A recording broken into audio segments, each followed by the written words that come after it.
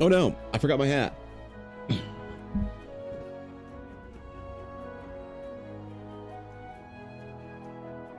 Yeah. Yeah. Okay. All right. There we is. There he is. All right. Sick. Hello. Yes. Welcome back to the stream. Welcome back to the pod. Good to see you guys. Good morning, my friends. That's right. It's time. It's time. And you know, here's the problem. My Jordan hat is the only hat that I found that's comfortable to wear with headphones and glasses, but that will not stop me. That will not stop me.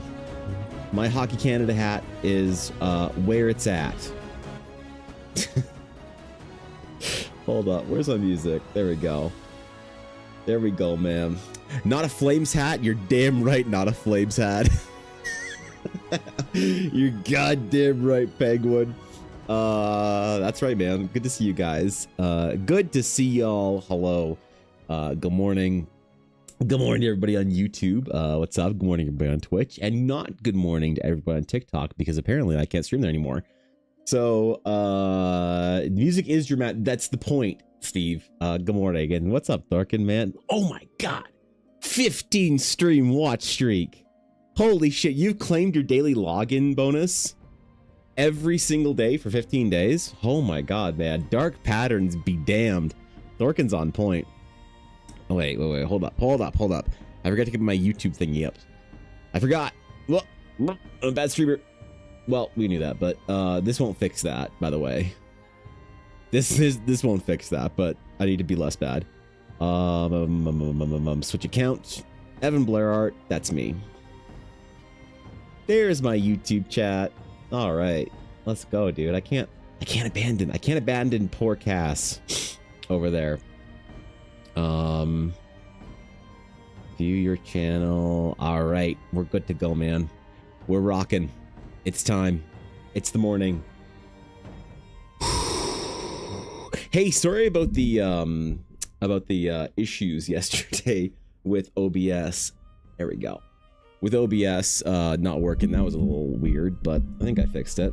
I don't know. I think I fixed it. Maybe. We're hoping. Good morning, Gort. Good to see you, bro. Sitting here watching on my phone from YVR. The trek has begun. The trek.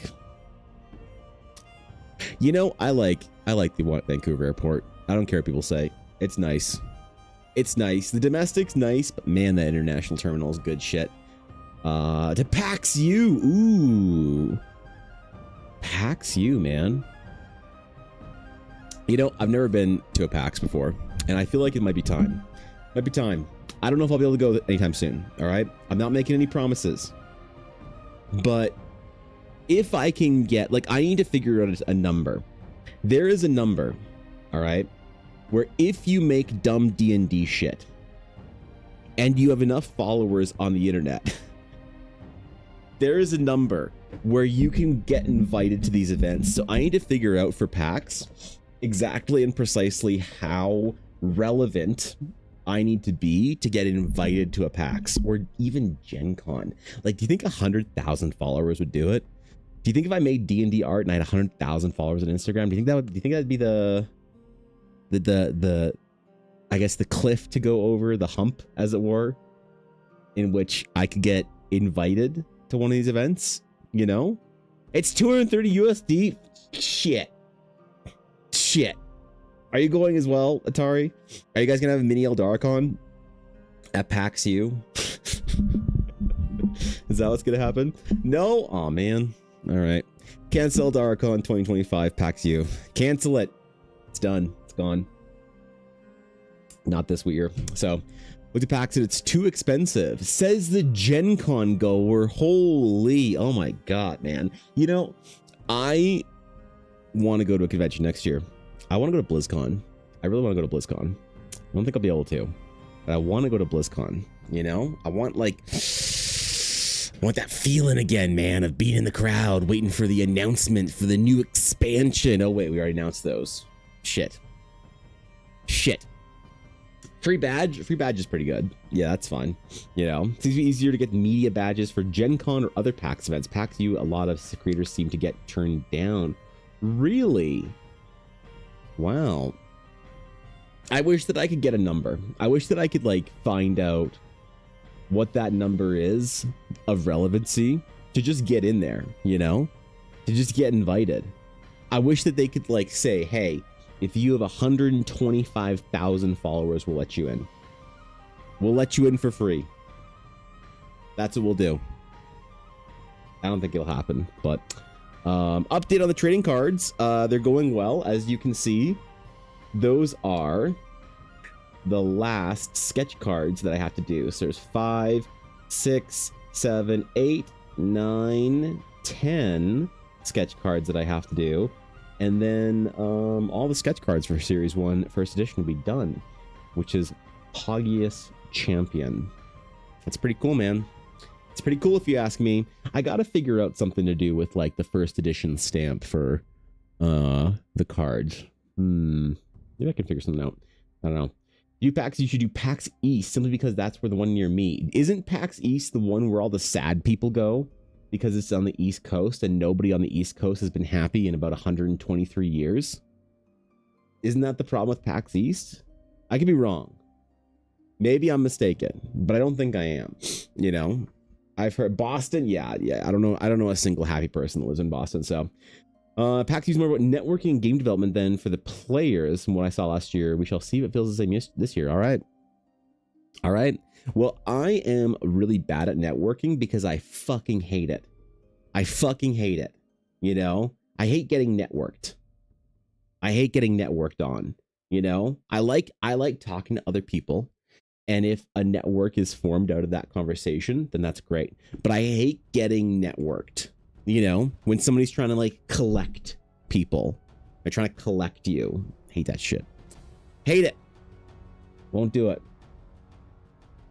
Of course I will. What am I talking about? I like the year Blizzard 3D printed out everyone's character for the Battle of Azeroth diorama. That was pretty cool. I got my character put somewhere in there. I don't remember where, but I waited in line for it. They didn't just 3D print everybody's character. You had to like wait in line and then be like, oh, play for my character and they do that shit for you. So I don't know. I didn't like get my character back. They didn't like give it to me or anything like that. They wouldn't. Why the fuck would they do that shit? So yeah, I didn't quite get anything out of that besides saying, hey, I was in that diorama, you know. The happy people in New England are angry. It's in their natural state. Exactly. I imagine PAX East would be just unhappy the whole time. So, of course, nobody in New England is happy. It's winter 9 months of the year. Well, it's winter 12 months of the year in Canada, and we're pretty happy. Well, relatively. All right, never mind. The only reference point on Google could be find Gen Con invite was 500,000. I need to have 500,000 followers before Gen Con invites me. Bro, I gotta post some videos. Holy shit. How do I get... Bro, I gotta get 500,000 followers on Instagram? Oh my god, how am I gonna do that? I guess I'll just start doing character sketch giveaways on Instagram. Picking out random comments and then drawing their character for them and then could you imagine? But Gork's right, I could run a panel. That could be a good way of doing it. I was offered a panel at TwitchCon a couple of years ago, but I didn't do it. Post pictures of Yuna, instant success. I tried that. Ella said, you coward, post a picture of Yuna on Instagram. So I did. I posted a trial reel. You guys don't see my trial reels because if you already follow me, you won't see a trial reel that I post. That's by design. And so you can see that on my recent trial reels, nope, there they are. There is one that's just a picture of concerned Yuna with 259 views. Hey, you know, hey, look, it's basically free views. You know, that's the way it is. Yeah, Booba and Freerun. True. That's probably the way I could do it. I could probably get in there and get some mild success by just posting Freerun to both the people that are interested in D&D and anime. You know the problem with the anime fans are? The problem with the anime fans, and I figured this out after the anime or after the book talk ball, they can't commission any artwork. because they're notoriously broke all the time because they spend all their money on merchandise that they don't actually want because of FOMO and subscriptions to streaming services for their anime and gacha games. That's the other thing they spend all their money on is gacha games. That's right. You know, they don't even microtransact. Just gacha. Yeah, well, good to see you, Sir Rat. Post some Silk Song fan art. Done. I know precisely 4 people that would probably like Silk Song art, so I don't know about that one. I don't know. Maybe. I don't know if it would do well. You never know. You know, the Critical Role fan art that I did pretty well. I haven't posted shit from it, so you know. All right. Arrange. I need to make a new thing because we gotta get our recording window going. I basically rolled and waddled into stream today. Completely unprepared, completely unset up. So we got to do that now. Now it's all of our problem. Make sure everything isn't going to fall apart. I was very busy this morning as a busy little guy, you know? Let's do that. And let's do that. All right. Wait. It's not zoomed in properly. Okay, we're good. All right, good to go. So yeah, I want to do a little bit of. I tried to do a studio day last week. It didn't really work out because things broke. So maybe we'll do a bit of a studio day today. I want to do some printing. Yeah, thanks, Dark. I saw that. I want to do some printing today. I want to print off. I still want to print off the Giant Emporium. I don't know why. I have this compulsion to print off a Giant Emporium, so I think I'm gonna do that later on today. But it's gonna be a little chill. We'll be talking about some cons of development, some stuff, some lore. I'll give you guys an update on the Astral Knight lore project for the writing thingy or whatever it is, and we'll just chill, man. Be a good day. I'll spend my money on dice sets, but you're not a weeb, Sabine. You're not a weeb. That's the problem. So you can't really talk.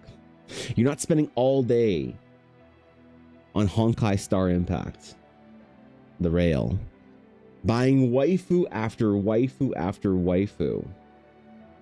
You're just buying D&D dice for characters that you'll end up getting killed off within a week. Let's face it.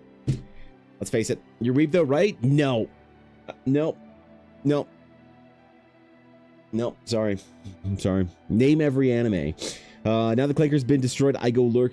Congratulations, Thorkin. You've declankered the stream, and please go enjoy your lurk. Do what you ever got to do today, man. But yeah, so it's gonna be a bit of a scatter day, a little bit of a studio day. I gotta make a little list of things to do. I'm gonna make a little list of projects and whatnot that we need to get done.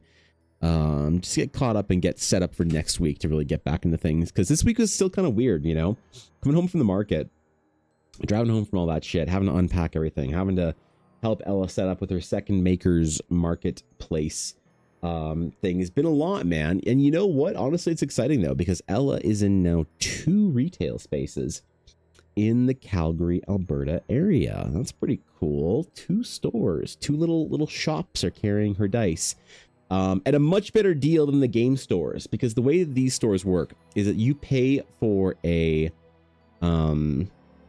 space, you rent a space from them, and then you also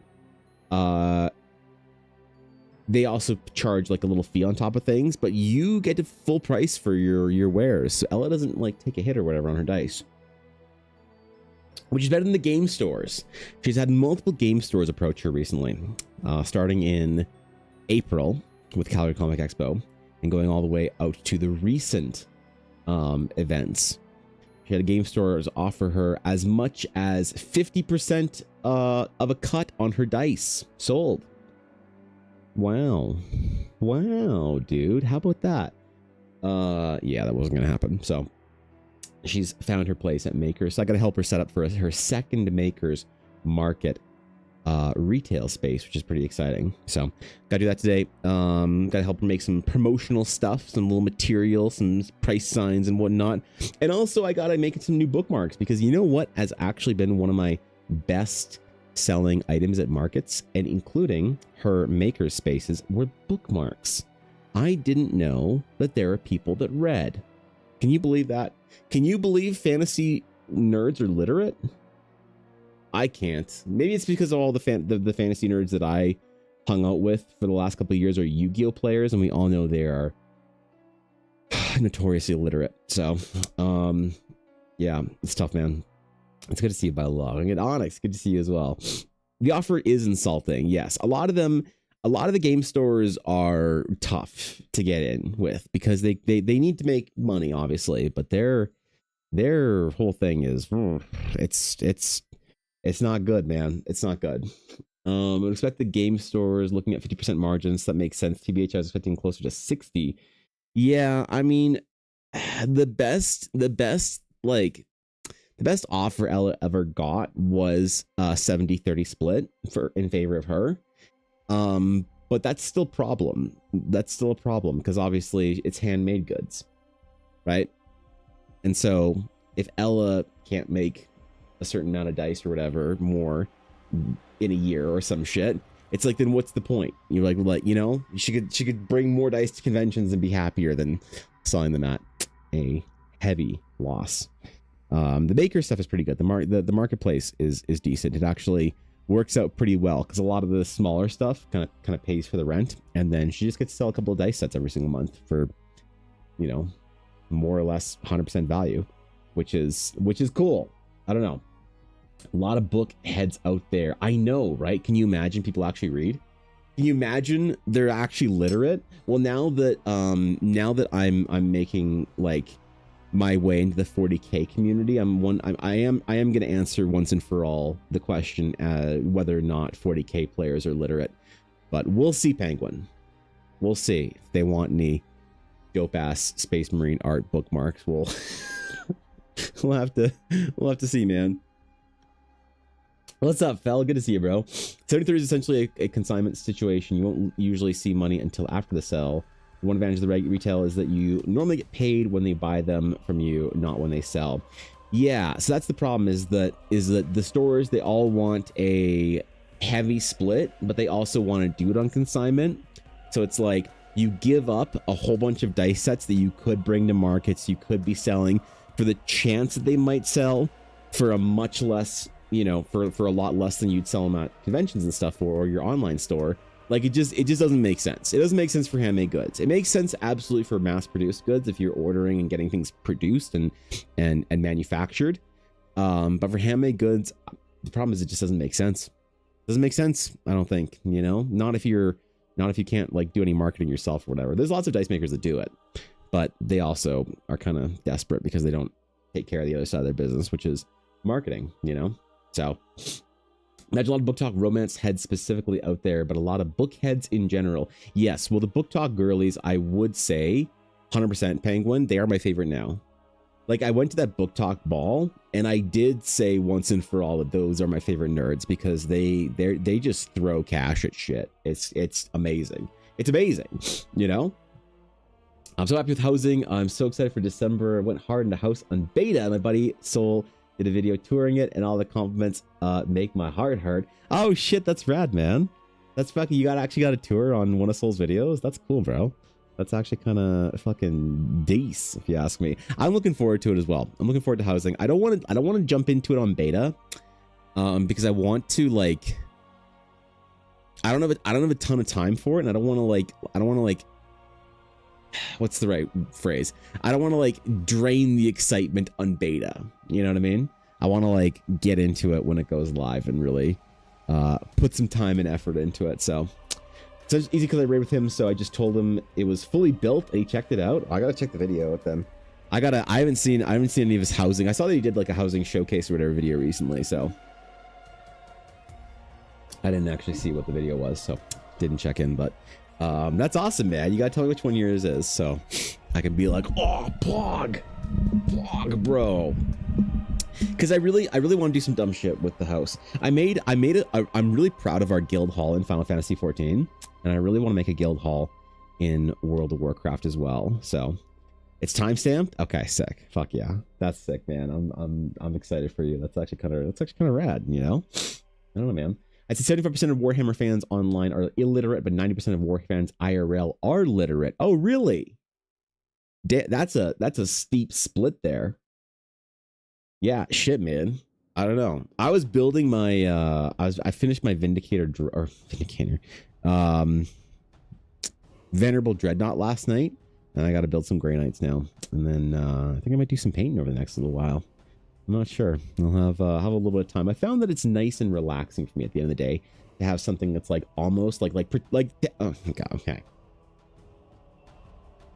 I don't want to make any, hobby miniature enjoyers mad. So I say this with love, but it's nice to do something that's like pretend art, right? It's kind of fun to like play at art.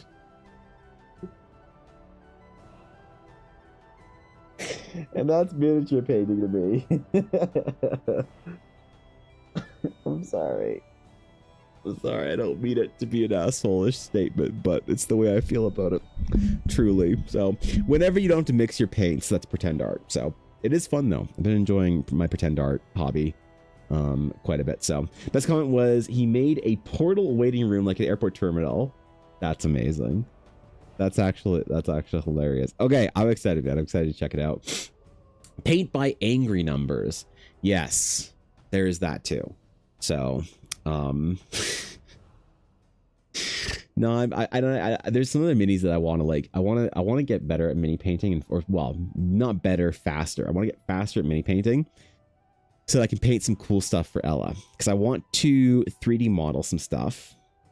All right, and then I want to paint little dioramas for her, so she can do some pretty spectacular like D20 diorama things. Because she really wanted to do that. She really wanted to do some cool diorama D20s, but didn't have a lot of access to, miniatures and stuff that she could use that wouldn't be a problem for the, the licensing or whatever.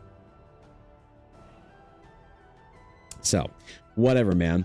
But yes, always thin your paint, especially before you run them through your $400 airbrush, in which case, good luck. I gotta get a spray booth too. I got my spray booth up here. I have a spray booth because they all paints Gundams. So the Golden Demon Awards are cool though. Yeah, I don't know when that is though, or what even, how do you, because I thought it'd be kind of fun to do like a big project or something, like a big painting project. Find one cool dope ass mini and do some like ridiculous like hand painting stuff on it. Like a lot of people do the big Titans because they have those big armor panels. But I was wondering if it'd be kind of cool to do like I don't know, some like dreadnoughts or custodes or something like that with some ridiculous fucking, I'm trying to figure which Space Marine chapter would be the most likely to have some ridiculous paint like schemes on it or whatever. Some super ornate, hand painted designs or whatever. So I don't know.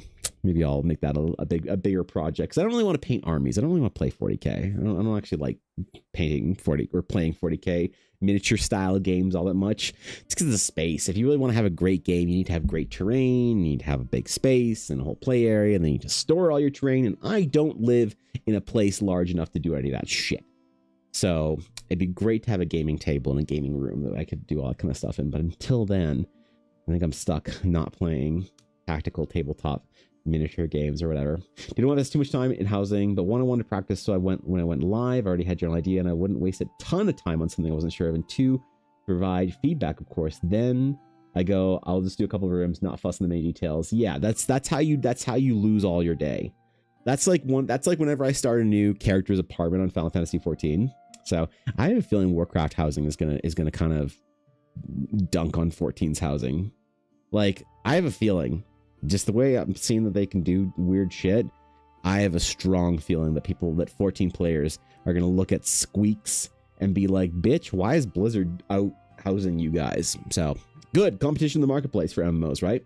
Pretend art is the best way to describe most miniatures, except Quar. Those models are absolute works of art of the blood of God. Well, listen, a lot of the miniatures are miniature 3D modeling is definitely an art form. Absolutely.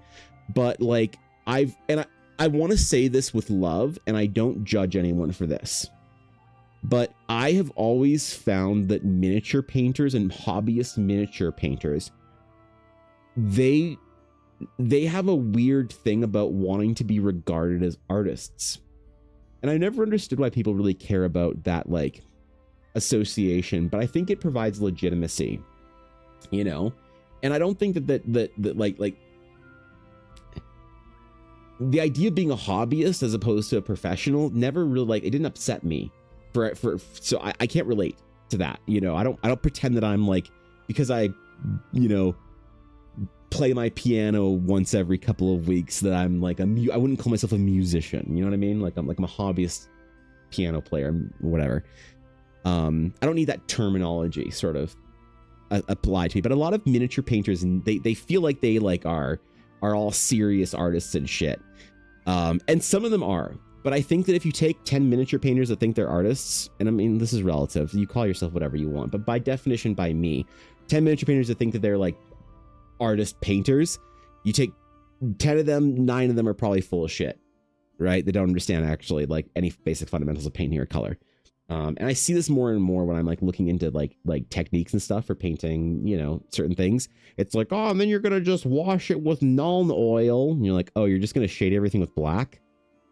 Okay. Never mind, you don't know what you're talking about. I'm gonna skip to the next video, which is fine if you're trying to just make yourself look good and quickly, but which absolutely great hobbyist techniques, but a lot of people will try and pretend like that's detailed painting and stuff, and you're like, hold on, chill, you know. And so when I do find the actual miniature painters and artists, like you know, I met one Courtney in Edmonton, figuratively, minis, she's amazing.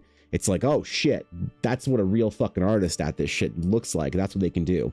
So I kind of want to, like, you know, apply some of that skill over there, but it doesn't work. I understand why the hobby side of things are required.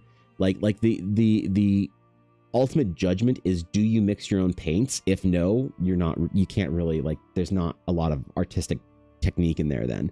But I understand why you have pre-mixed paints and pre-mixed colors, because you need to replicate them over a large span of time for your miniature army. So that's why I'm not going to be super interested in army painting. I want to paint like a unit or a character or a mini here and there, but I'm probably not ever going to build armies, because it's like, what am I going to do? Build a consistent army over a certain period of time and then, I don't know, do nothing with it, right? So maybe some Eldar Harlequin troop. Some crazy freehand styling. That, ooh, yeah, you know what? Honestly, I don't even look at the Eldar. I really don't like the pointy heads, so I've never been interested in the Eldar. But I think they have some pretty cool like cloaks and capes and stuff. Maybe some of the chaos stuff. Like the fuck, who's the really flamboyant demonic Primarch guy? The long hair, that guy. His stuff seems to have lots of like wings and large things that you could do some crazy freehand on, you know. So happy there's going to be some competitions coming, and Blizz is coming. Swing it, really? 14 being a major competition against WoW during Shadowlands. Shit show turned WoW in such a good way, showing them they're not immortal. Now it's 14's turn to cause WoW's housing to show 14's just how flawed it is, especially with the new transmog stuff too. I have always thought that like I've always wanted 14 and World of Warcraft to take what's like I'm so frustrated by both games because they seem to miss so much. Like 14 has a better player experience and player culture than World of Warcraft, and it's not even close for just like community and like, you know, extra rating activities. You know, the culture and community is so much better in 14, and there's like fun stuff like profession leveling and stuff. There's all this fun stuff around the game, you know. But the 14 thing that's so frustrating me is I've never met a game with worse menus, UI, and combat ever. 14 players that think that 14 combat is anywhere near the same fucking spectrum that World of Warcraft is are sucking copium. Combat in 14 is fucking diseased. You feel like you're playing a game of somebody playing a game, right? It's awful. And you just wish they could like clean it up, polish it, and make it Warcraft's like level of combat, right? But then World of Warcraft, you're like, why the fuck don't you do housing and all these other things, you know, and have all this like these cool like reps and factions and exploration, and you know, it's so frustrating to see them both doing so many things so well, and you're like, why can't you just learn from each other? It's just so infuriating, right? So I think that this whole thing of like player housing, massive W for Blizzard. Massive fucking W. Like absolutely good. Light a fire under 14's ass.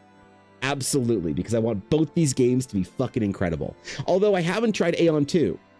So maybe in a year we'll all be playing Aeon 2 and be hot Devas with wings and shit.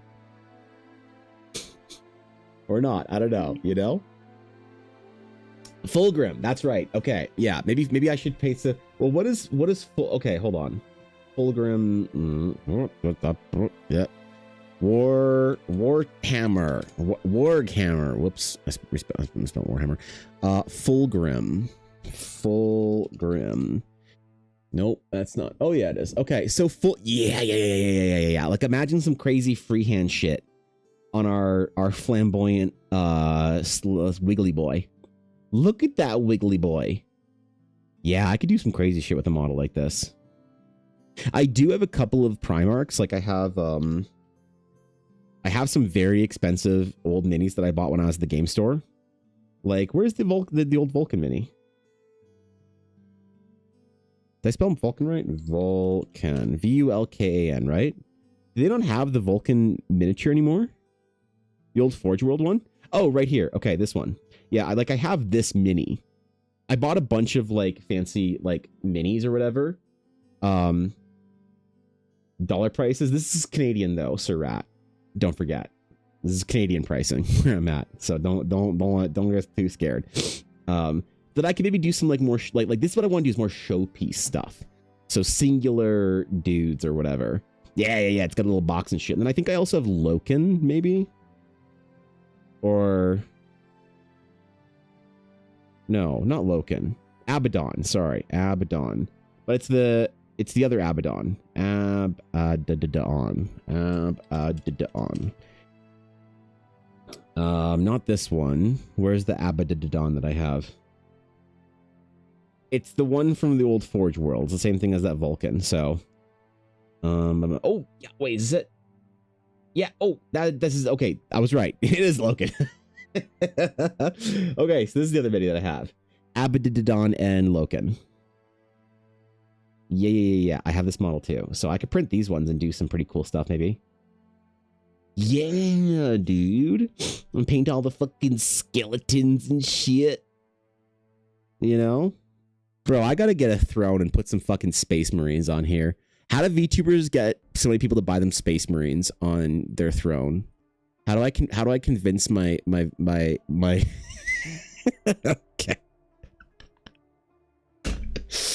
Hey yo, I gotta ask my homeboys Stim Pack and Ashy and Older and shit how to get people to buy a 40k on throne. My Necron, Ardmech fanboy, I love me Tech Marines most of all though. Do you ever play or ever get into any of that Mechanicus shit? They got some cool stuff in there, you know? I don't know. What's up, Ernesto? Sanguinius. Vulcan got that "you shall not fuck with me" pose, and I love it. Yeah, it's cool, man. I'm enjoying building these things, but I don't know. I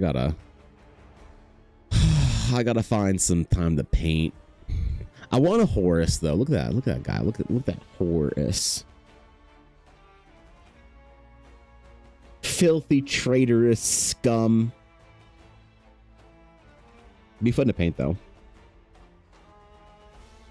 Anyway, Ella and I actually built Warhammer for a little while.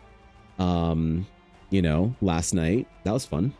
She's building her storm surge. If you design the miniature and paint it, then I will consider that their artistic sculptor, but just painting it's artistic, but it is not art. You're not an artist. Well, it's like you know who I consider to be a real, like if you want to think about a real like fucking artist, like miniature like sculptor artist, I think of guys like Christopher Knobbush, long-term Twitch streamer, friend of mine that's been an inspiration and really helped me out in the last year.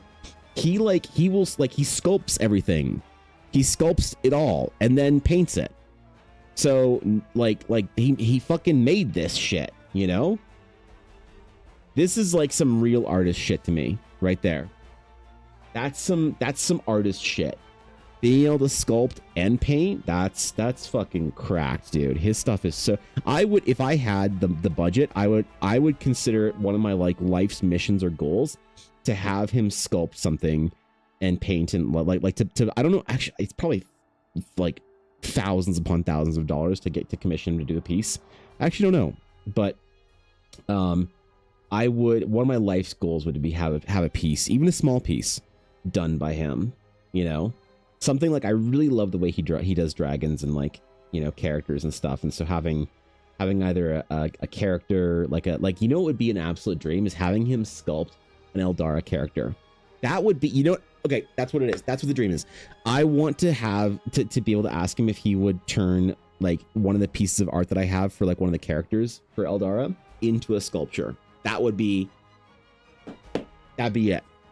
That's gonna be, and then at Electronic Blur Art Studios, I'm gonna have that as a centerpiece in the middle of the studio, in like the entry hall or whatever, in the Eldara Museum, the same way Blizzard has a museum in the main building by Team 2. We'll have a Realms of Eldara museum, and I'll get my Seanot Bush piece in there. So it will be sick. But in order to do that, I need to become a relevant enough game dev. So we got to get some shit going. We got to get some work done, and we got to do the whole thing. So that's what we're going to start off with today, is we're going to do the whole thing. First things first, I'm going to make her ears a bit bigger, because I realized that last night their ear was a little too tiny. So we're gonna blow that up just a smidge. But yeah, man,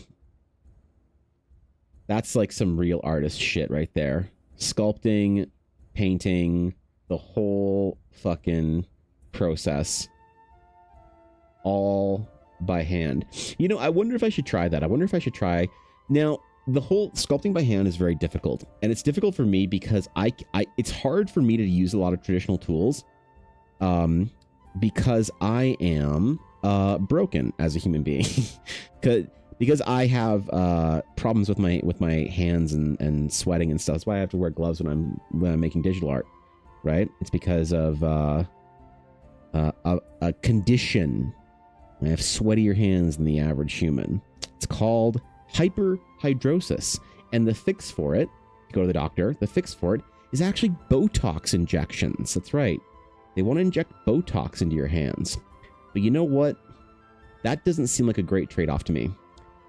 To me, I would much rather just wear some gloves than have Botox inject, because it has to be every centimeter and a half. So you need something like 40 Botox injections on each palm, or a surgery where they slice your wrist open and then cut your fucking nerve that knows how to sweat.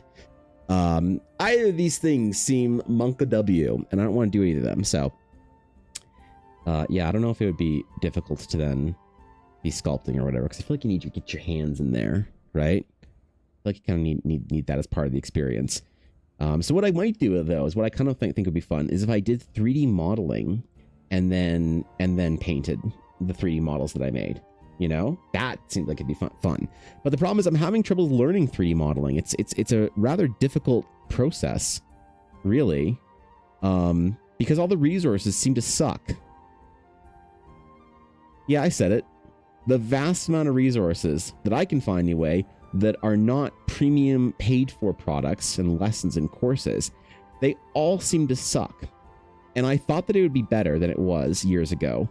But when I was in art school, I had considered the possibility of me becoming a 3D modeler, a 3D artist for the games industry. That's right. I thought it would be kind of cool.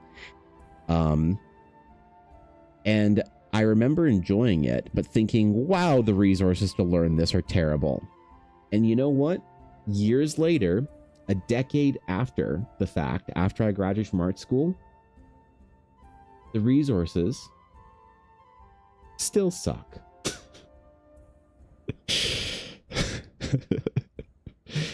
So that's what we're dealing with here.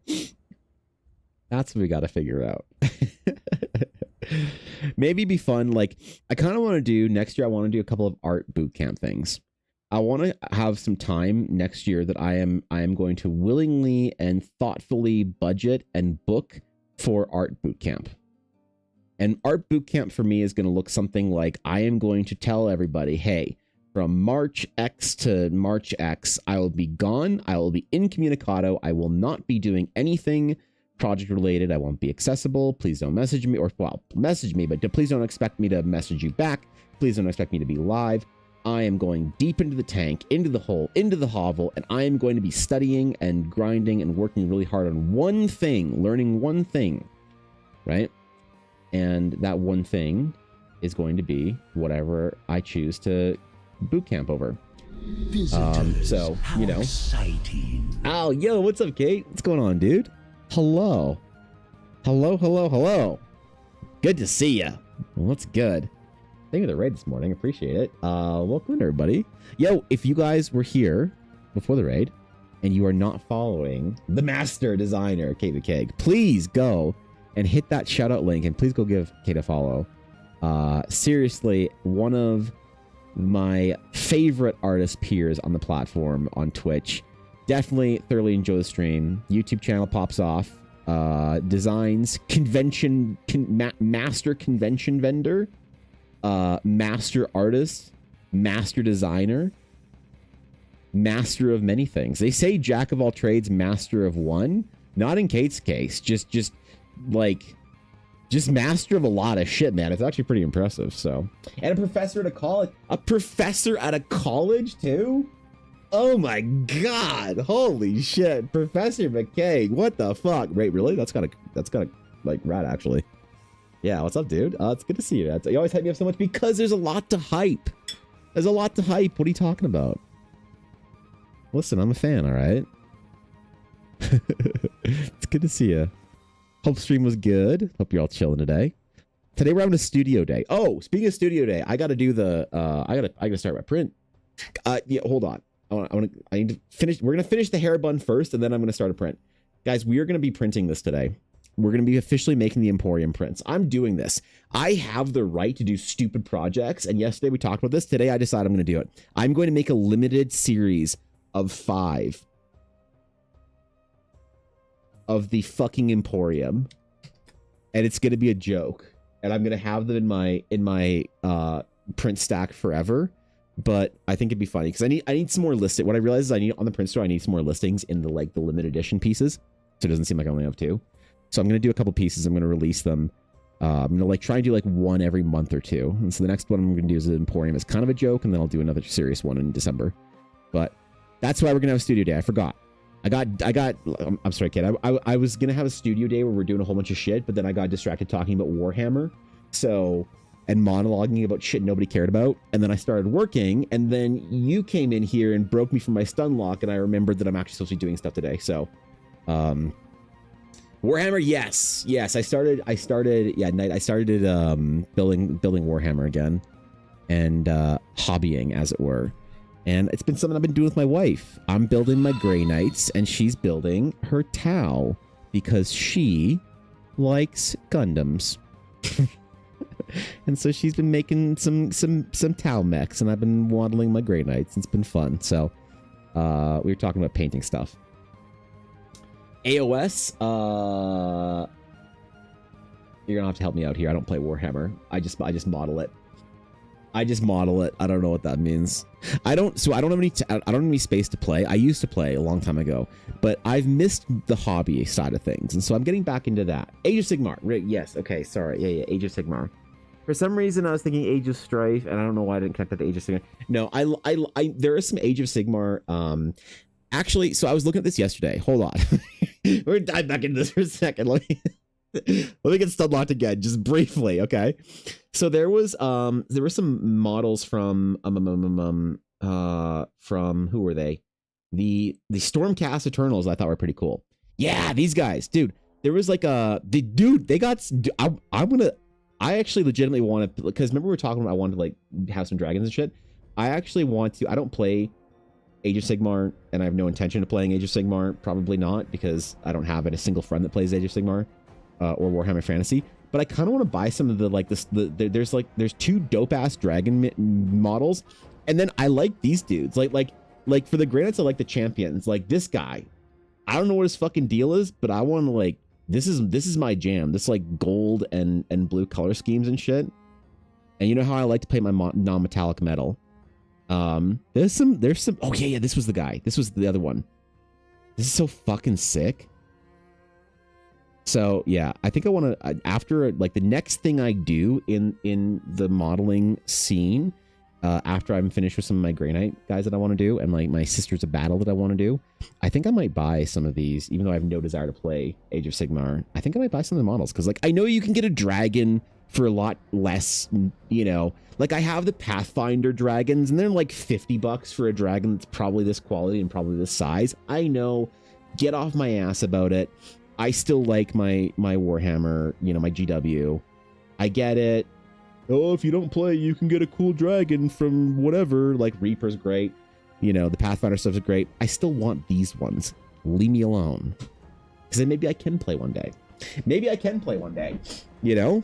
Maybe if I build some, get some minis here and there, maybe I can go do a tournament or something, you know? Maybe I could find some friends in the city that want to play. Maybe when I have a bigger place and I actually have a place to do. Like, you know what the other dumb thing I want to do? Is I want to make terrain. I want to make, okay, is this stupid? I want to make terrain. I want a 3D model terrain. And then I want to paint it. I did a raid and run. I have a tattoo appointment at 12. Oh shit, dude, have a great tattoo appointment. I hope it goes well. Hope you have fun. Thanks again for the raid, Kate. I appreciate it. Guys, go follow Kate. Lord Croak is the best miniature in Age of Sigmar. I do want to buy, because that's the guy that's like, how many points is that? Is that the guy that's like 1,000 points or some shit? Lord. Is this the guy that's like an army and a mini or whatever? That's pretty lit. Like that's the guy right there. Like that's, dude, I could do so much cool freehand shit with this. You know? That's not the guy? Who's the guy then? That's so cool, man. Like some of these minis are so rad. Like, look at this shit. Like, okay, I'll be honest. I see this mini and see it for $88 Canadian. I think that's a fucking steal. Like some of, I'll be honest, the Age of Sigmar, like Warhammer Fantasy, I feel like sometimes if you're just in for the modeling, painting side of things, sometimes, and I could be wrong, I'm not trying to fight anybody here with my opinions, all right? So forgive me if I'm stepping on toes or saying some heretical shit, but I feel like sometimes I look at the quality of miniature that you get for painting experience for an Age of Sigmar or a Fantasy mini, and I think, why can't our $80 miniatures for 40K be this detailed and cool? You know? Because for $80 you get a box with a gun on it. You know? And I wish that like some of the like the Castigator tanks are pretty cool. You know, like this guy. But like that's $112 for this fucking thing. It's $100. That's like, you know? Or like the Dreadnoughts. So it's like the same price about. You get like the Venerable Dreadnought, and I just built this my Venerable Dreadnought. I'm doing my Grey Knight Venerable Dreadnought. Yeah, this is almost the exact build that I'm doing. Except I switched out the leg plates. But anyway, you know what I mean, right? So you can get this cool ass Venerable Dreadnought, right? And it's pretty lit, but like it's $78. But then our fucking Lizard Boy over here is $10 more. I don't know. Is this a bad take? Is this a bad take, or is this like a commonly accepted take amongst 40K players and shit? I don't know, man. I don't know. Even more reason to get an Age of Sigmar, the epic terrain. That's true, you know? Also, everyone says Age of Sigmar is better model-wise. Really? Okay. All right. Fair enough. Is there something along the lines? So I saw something about like Spearhead, whatever. Is there something along the lines of Kill Team that is a smaller model, smaller skirmish, like shorter battle thing? Because one of the reasons, so like I'm trying to get my wife into 40K. Now, here's the thing about that. Everyone jokes, oh, I want to get my manager if I got my girlfriend into 40K and she can play 40K with me. Ella has no problem playing 40K with me. She has no problem. She likes it. She likes the lore. She likes the model. She likes everything about it. The only thing that Ella does not like about 40K, or the idea of us playing Warhammer together, is she does not like the idea of games being longer than 2 hours. And you know what? Quite frankly, I absolutely agree. So I know there's kill teams that are like designed as 1 to 2 hour games, as opposed to regular Warhammer games that are 3 to 4 hours, depending on obviously whatever. But I'm wondering if Fantasy has anything like that. Kill Teams is a squad combat game for 40k. Spirit is the best version of Age of Sigmar or Warhammer in general. Is it okay? It's like a combat patrol, so it's still like a substantially longer game than a little skirmish, then, right? I don't know. I don't know if we could find time for that. Ella and I have to be very, very smart with our time right now, because like we're only getting like an hour to hang out every night between her building her dice empire and then me with all my projects. How exciting. Oh shit, Taco, what's up, bro? Oh my god, the Taco Trot herself. What's good, Taco? Hello, thanks for the raid. Welcome in, everybody. Good to have all of y'alls. What's going on? How you doing? Good morning. Hello. Hope stream was good. Guys, if you are not familiar with the Tacotron, please familiarize yourself as fast as humanly possible. All right, Taco is dude, that's so crazy. I got raids from 2 of my favorite artists on the platform today. What are the odds of that? Taku is one of my favorite artists on the platform as well. One of the most entertaining art streamers that I've ever had the pleasure of hanging out with, and a wonderful human being who's always there, willing to help, trying their best for their community and for their streamer peers like me. So substantially good person to follow. Does very different art from me, and is a breath of fresh air for my feed once in a while.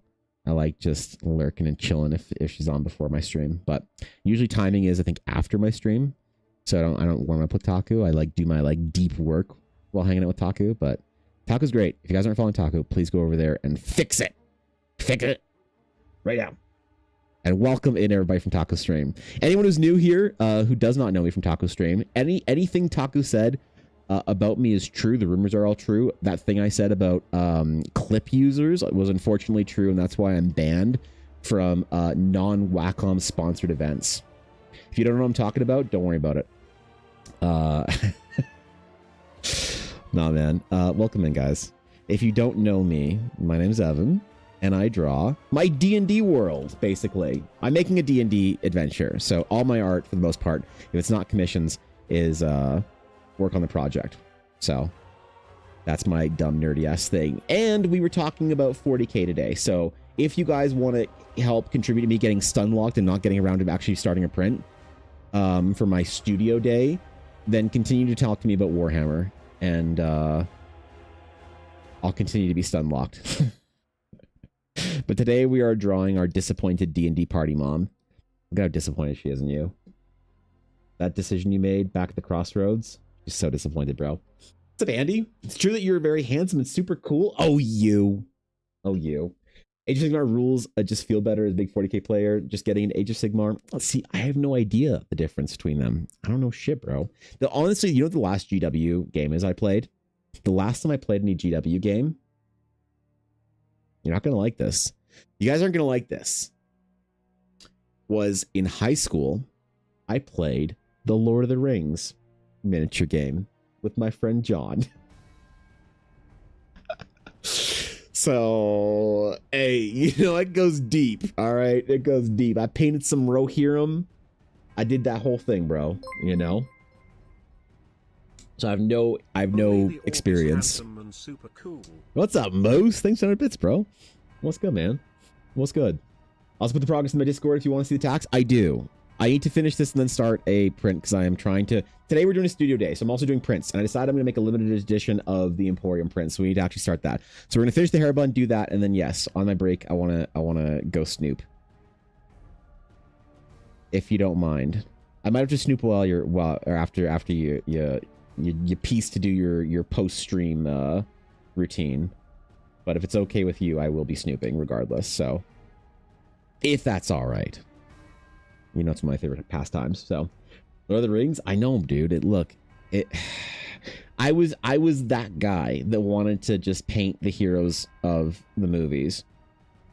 I didn't even like I only ever played, like, the Rohirrim or Uruk-hai. but I still had all the like the main heroes and stuff because I just wanted to paint them. I have no idea where they went. There's a good chance that they're all either got thrown away or they are in my mom's basement. I wonder what shit she has of mine. I don't know what relics of my youth and my past that she still has in her home, because when I moved out, that was a long time ago. I moved out and then she got remarried, and so I don't know if they just like purged everything or not, or if she has just like boxes of my crap. And I should probably ask her. I just always forget to. So, Mom, if you're watching my stream, which she does, let me know if you have any of my miniatures or crap. She watches my VODs more than she watches me live, but just send me a text, Mom. If you have any of my crap, please just let me know. Yep. Natasha, what's up, dude? Hello. Good morning. What's going on? How you doing? Fine, I can go eat and lurk, then come back then. Okay, sick. Yeah, I gotta stay on focus today. I am gonna get stun locked with the discussions of 40k. Yes, we know it's true, but I do need to be doing the studio date as well today, and we also need to do the like card sheet printing though, because I only have a couple of sheets printed so far for the first edition. So we need to be printing these guys while I'm live every day. Otherwise, I'm gonna run behind on my schedule. So I gotta be on point. Gotta be ready. All right, we finish hair bun and then we start print. I hope I have the right paper loaded into my scroll or spool feeder. So I really don't like changing the spools. It's easy. I'm just whining. It's super easy to change. This printer is insane. I am just kind of complaining for no reason. It's annoying, but it's not like there are worse fates in life than to have to change the spool of paper in your fucking expensive printer. There are worse fates as an artist. Been working on a mini for my GF, and I think you'd love it. Look at the Krithusa, the Throne Seer. Wait. Is this a Warhammer mini, or is this? Hold on. Let's see this shit. Ooh.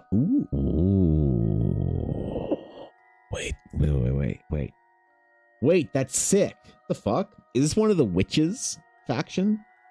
This are daughters of being a witch, I think. Yeah, daughters of Cain. Ooh, that's cool, man.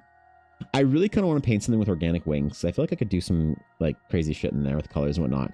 Kind of want to paint one of the demon dudes with wings, because I feel like I could do some sick color transitions in there. But this is character design looking great. Love the hair imitation. Thanks, Brooklyn. I appreciate it, dog. Thanks, man. Thanks, bro. Glad you like it. Yeah, so like this is one part an Astral Night piece. This is also one part.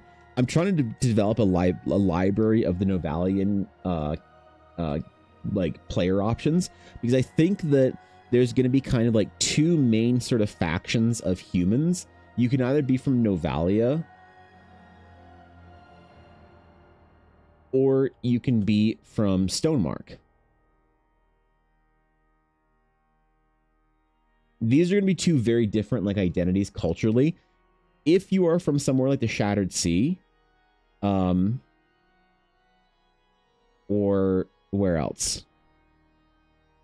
Or like the Relic Coast, maybe?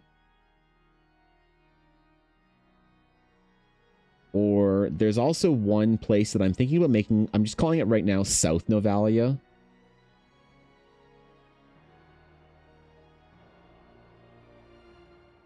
So if you're these are also like large human sort of like locations in the world, but all of these places are basically from somewhere.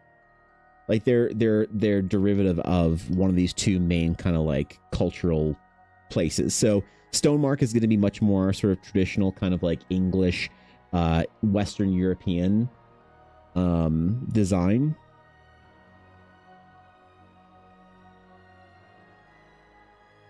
And then Novalia is going to be a little weird. It has some Slavic influences in it. It has some Nordic. Oh, sorry. Stonemark has some Nordic designs in there. So it has some Mediterranean.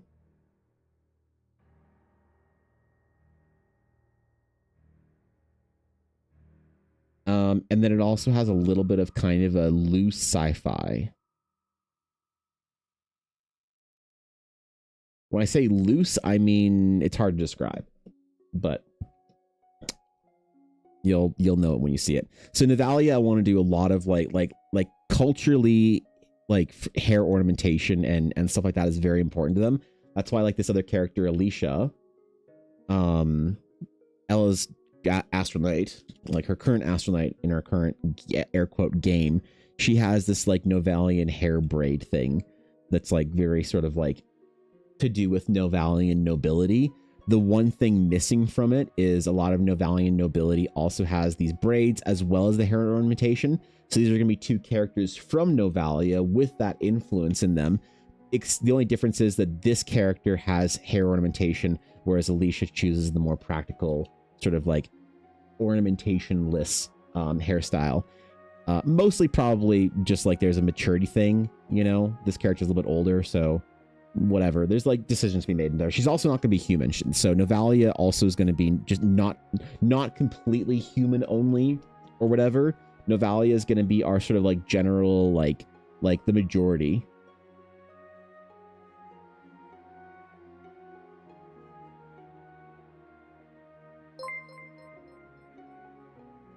Center. Hello, good morning. So that's the plan. You are having a very I am Aduria. Let's see if I am having a Sicer. What is? Hold on. Am I having a chickpea day? Because I ate 220 calories for breakfast this morning. Yes, I am.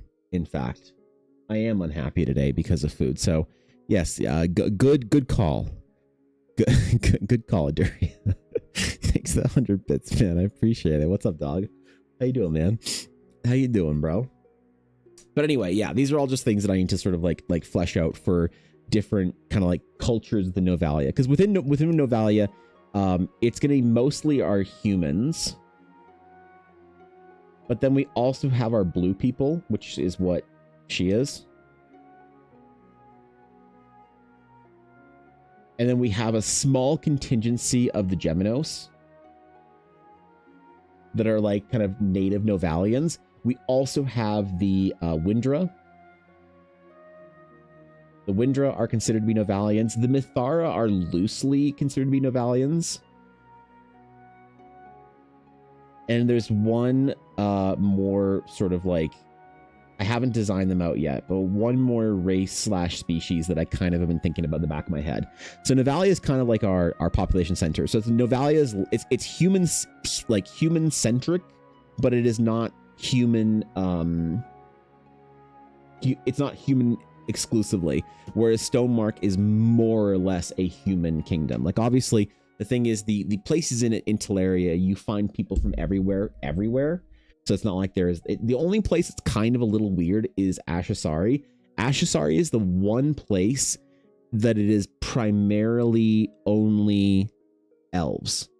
And the reason is because it's kind of tough to live in their society if you're not sort of like naturally sort of part of it. There's not exclusionary. If you go there, you're not like an unwelcome guest or whatever, but there's difficulties fitting in with that society. Same thing with the Mithara. The Mithara is actually just only like wherever the Mithara live, nobody really knows. It's an island that nobody knows where it is, and it's only ever exclusively Mithara, and you can only get there if you're invited. It's weird, but those are the only two that are kind of very exclusive.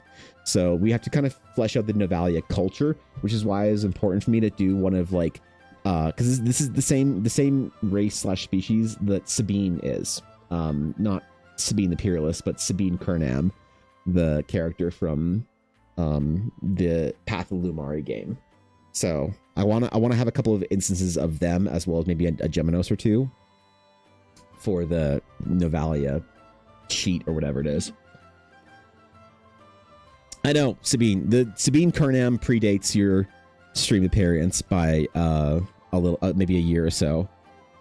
So I gotta be sure when I when I refer back to that old game that you don't think I'm just talking shit, calling you out or whatever. All right, hair bun complete. It is now time for us to check the printer and attempt to print the very first The Emporium. All right. So,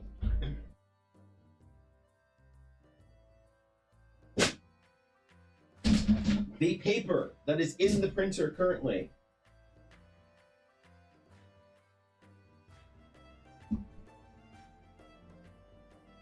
is not the right paper. God damn it. It is the incorrect paper. To place the roll right there.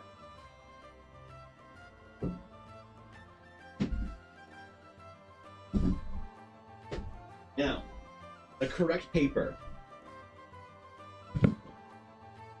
is right here. This is the correct paper. This is a roll.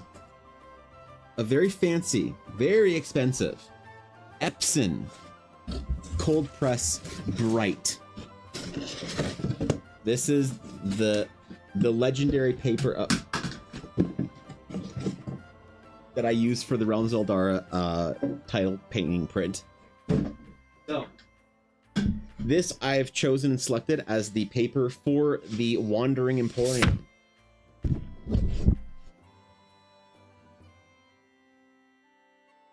All right. Let us load it in.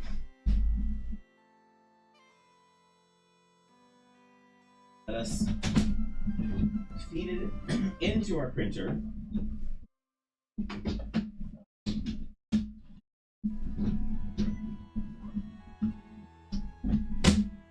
Not the case.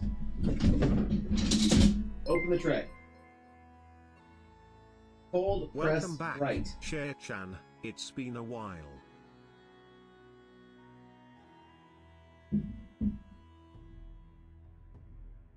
Right.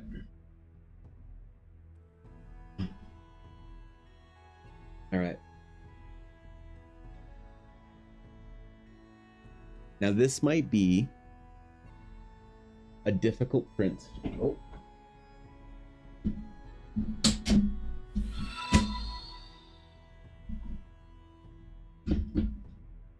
Problem with loading paper is sometimes it needs you to load it the exact same way several times, just so it doesn't think that you're...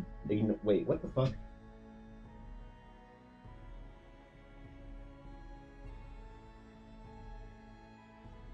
What do you mean open the thing?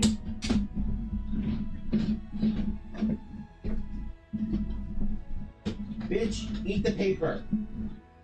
Eat the paper.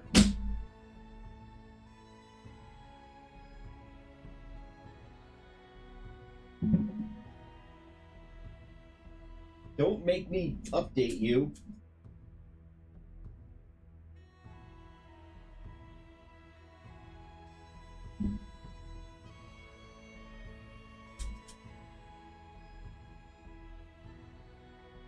I swear to God, you best say ready to print.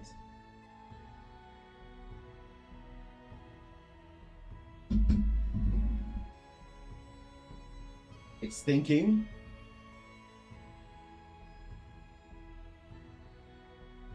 Oh. There's movement.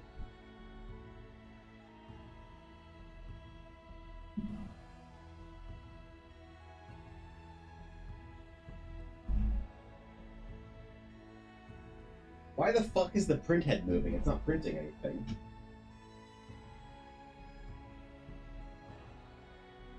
All right. All right. All right. Are we ready? Are we ready?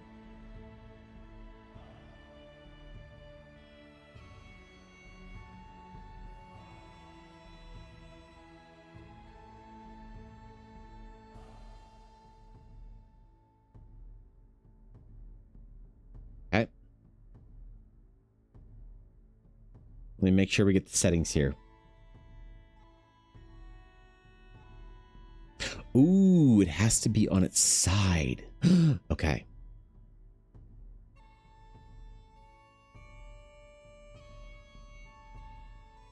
Does this work?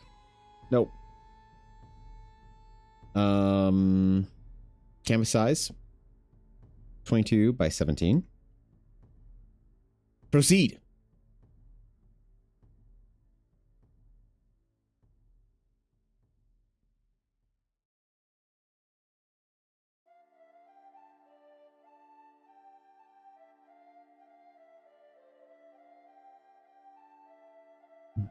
These are still good. Perfect. All right. All right. Okay. We're going to print one copy of this. Got it. We are going to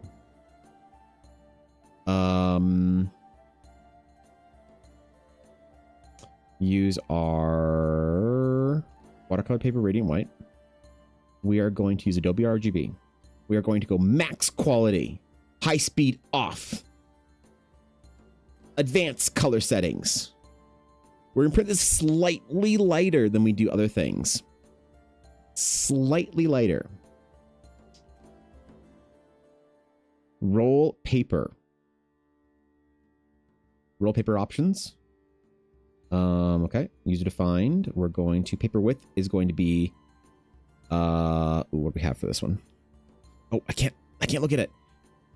Paper height is going to be 22 by 17.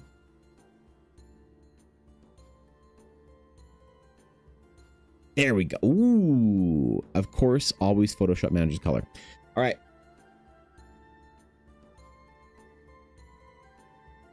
Are we ready?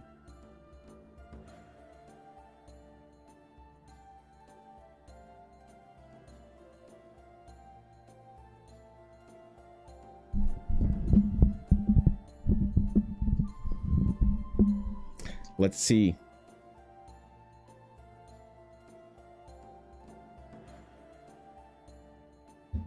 Ink cartridges are low. Fucking goddamn it. Fucking need to change ink. MK/LGY? Wait, what? My matte black is that low?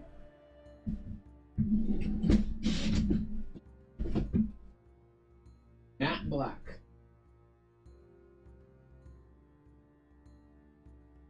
Light gray. All right. All right. Never change when it says low. Well, I haven't, and it said low for a while. This is the thing, but it said that it may impact the printing. So it went from saying low to saying it might not print properly. So that's the difference. That's the difference. I actually don't know if these printers. These ink cartridges are almost $100 each Canadian. And it takes 8 of them. So right here, this is like nearly $200 of ink. Now they last for a long time. They last for a long time. But this right here, look at that shit. Oh, wait, you gotta shake him.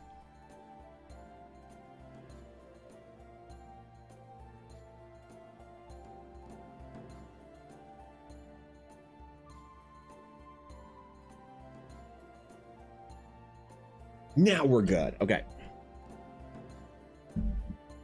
Cover up. Light gray. Eject. Matte black. Eject. Light gray.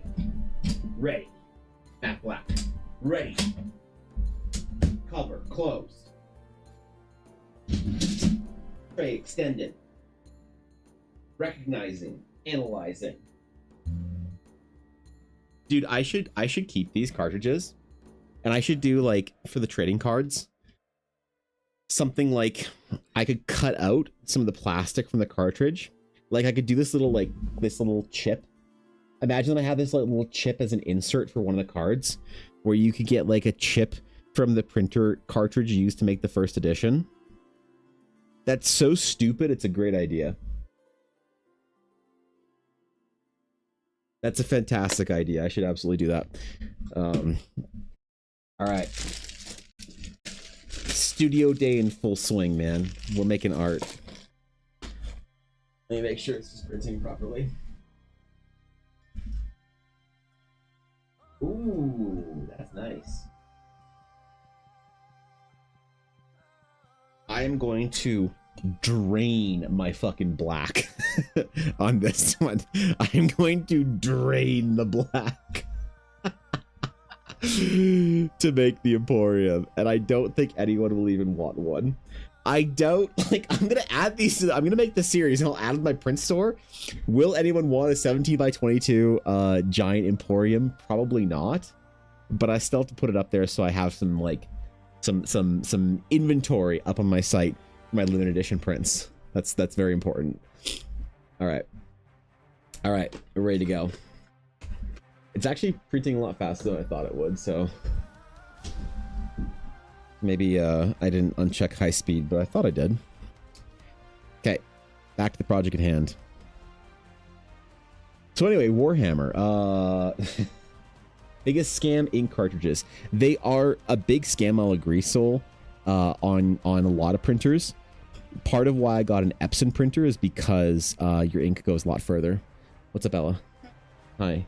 I don't want it. See what I said? No, I didn't see what you said in chat. What'd you say? 1:50. Yes. Local time. Okay. For local time it. Why? Oh. Tell it no. I don't want it. Here's a friend. I don't want it. I don't want it. I don't want it. I don't want it. I don't want it. I don't want it. I don't want it. Okay. Hi, baby. Hi. Goodbye. You're leaving? Yeah. You're leaving me with this? Yeah. I'm locking you in here with her. Is this what it's like to be a single dad? Hi.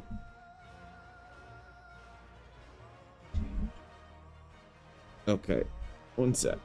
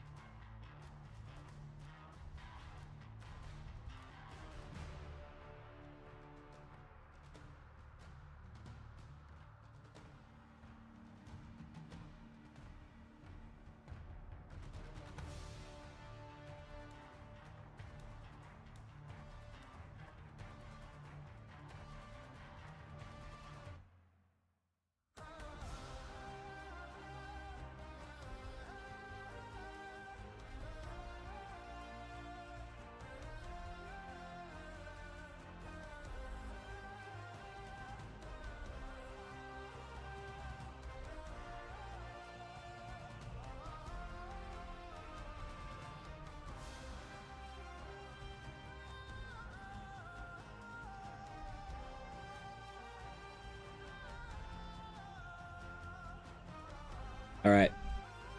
All right. Okay.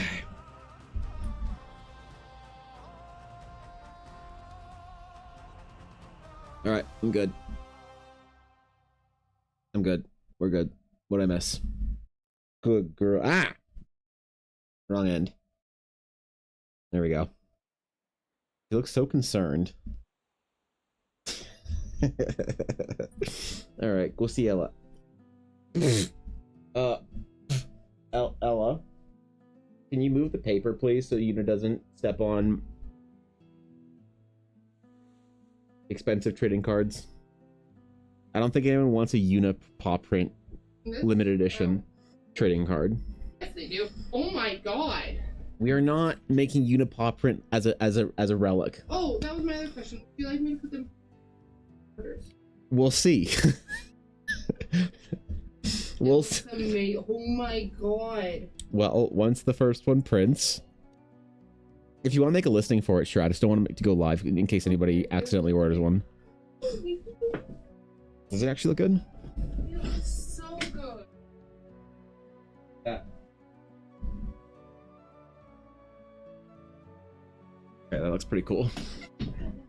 Okay. That looks pretty cool. Yep. Yep, that's actually kind of lit. The puppy punch was for holding her upside down for a half millisecond. So I, very importantly, when we first got Yuna, one thing that I did was I handled her a lot so she got used to it, so she wouldn't be freaked out when vets or groomers like needed to move her.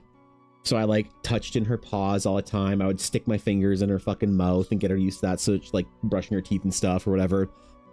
Flip her around so she'd be okay on her back or whatever. And it worked, man. That dog is so chill. The only reason she got upset is because Ella went downstairs, and it isn't a matter of she needs to be where Ella is, like, and she hates me or anything.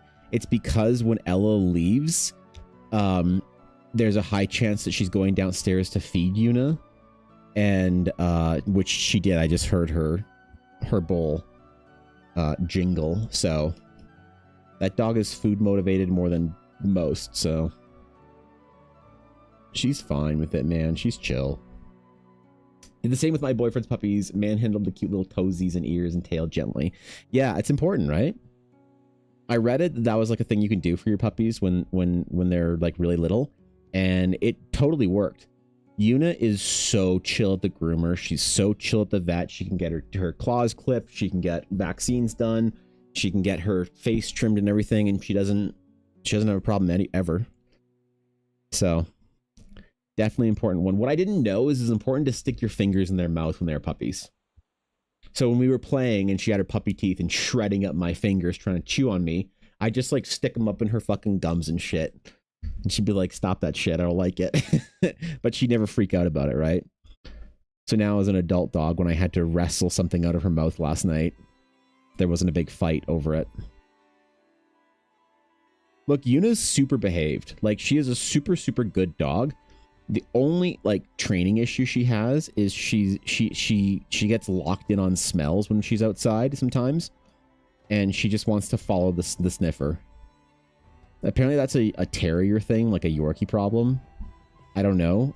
Probably could have done a better job training it out of her so that she was more like responsive to us and not like getting distracted on smells and shit. But you know, besides that, she's super well behaved and super easy. There's people around me, like neighbors, that have dogs that they suffer with, that are just like not compliant in any way. And thankfully, Yuna is fairly chill. Yuna has never once growled or showed an ounce of aggression towards a human. Not once. Like the dog I grew up with, you could piss her off enough and she would like growl and snap at you or whatever. Yuna has never once even done her anger growl. She growls as like that's how she asks for things. But her anger growl, I only hear it a couple times, and it's only when we're out at night and she sees like a stranger or something like that. She'll do her little angry growl. But no, man, that dog's chill as fuck. But yeah, genuine paw print. There are going to be a couple of like modifiers to base set cards. I don't want in the trading cards, I don't want there to be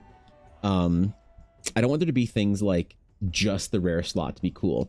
I want to have a couple of variations. So I should probably I need to make a proper list of this and like make a proper like page or whatever that says all the things you can get out of it, out of the cards. But in addition to the base cards, right, you have the rare slot.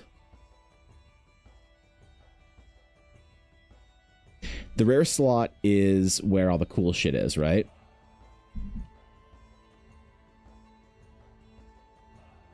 And so in the rare slot, you can get rares.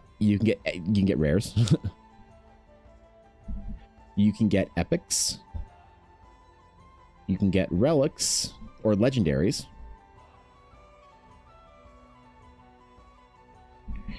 And then you can get the artifacts, the 1-of-1s.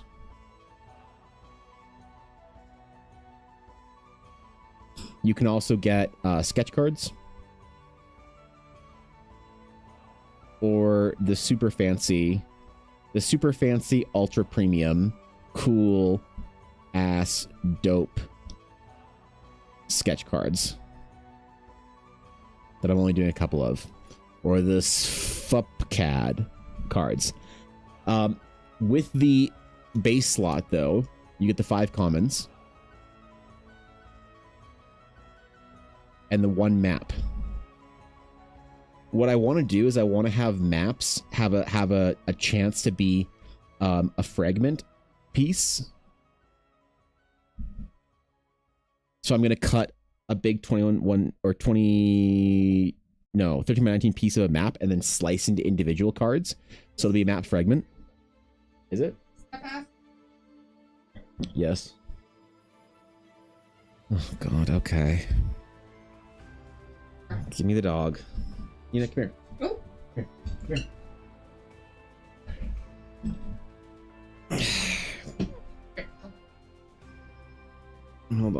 Hold on. Ah, never. I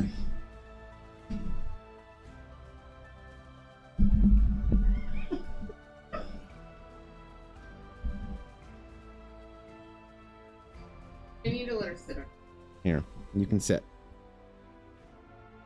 Yeah, I'm not giving this to you. You're not running away.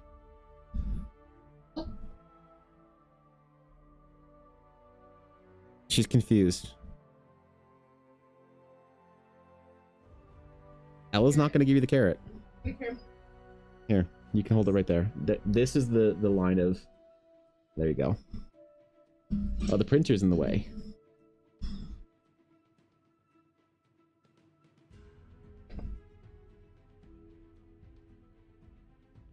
Have your crunches. All right. Wait. Just kick the box.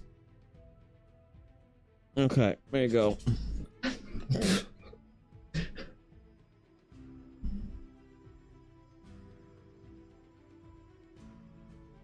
Is this what you want, Steph?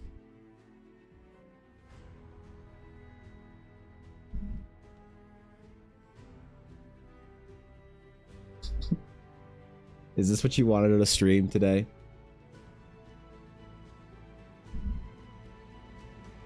Good.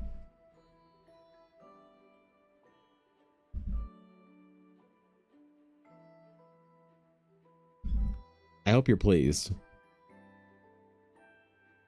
Been practicing. She, in fact, does not shred the carrot and run away. She crunches it many times. And very responsibly eats it. You know, not swallowing the whole damn thing whole and choking on it.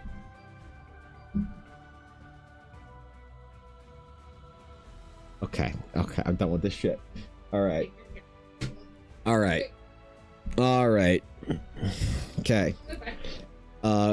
Anyway, yeah, so the fragments, so the map fragments are a variation of the map slot, and then for the commons, I want to have a couple of different variations. I want to have a chance to have a beta common randomly inserted, a cold press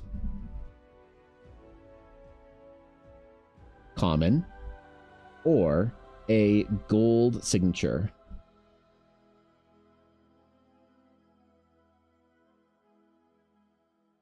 Maybe they'll do either gold or silver. They look both really good. And I got some paint pens for this. So, yeah, that's the way it's going to break down. Anyway. Anyway, where were we? Ah, yes. Drawing cool Astroknights. Talking about lore. Printing the prints. Making things happen. Doing the good work. No more distractions today. No more Warhammer. No more dog. Nothing. For the remainder of stream, I am a focused artist doing my studio day, making my prints. No, you don't get more carrot. He's still crunching it and looking up at me for more. That and cucumber and peas. Una will go crazy for. I don't know why either. There's probably something wrong with her.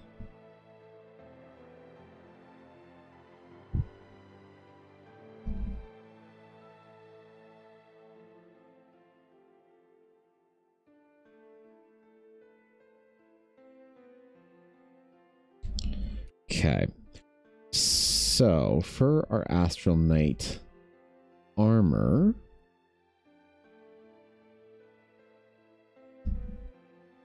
let's do... I don't want to do like the neck guard thing on all the breastplates. Let's do this one as an example without, because I think the last couple have been with. And that's fine. It's just, it's a lot of the same, you know? I want to show some variation in the Astral Knights. Like, it's really difficult to art direct something like the Knights, where you're trying to get a similarity in like silhouette and presence, but you want them to still have variation. I'm going to do my best to be a good art director and a good concept artist here. Take on both those roles. Try and show off a little bit of both sides.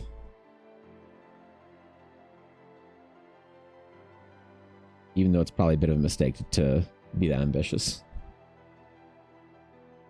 When I could barely get my shit together this week and stream after the market. Maybe I'm holding myself to a standard that's too high.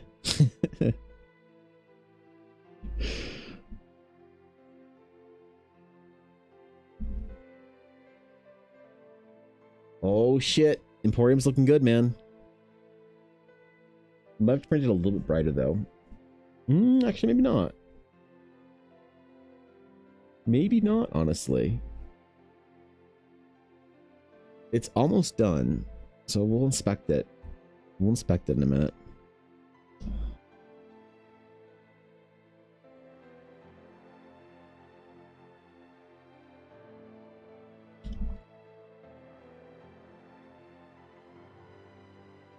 In order to ensure everything is up to standard with the Wandering Emporium.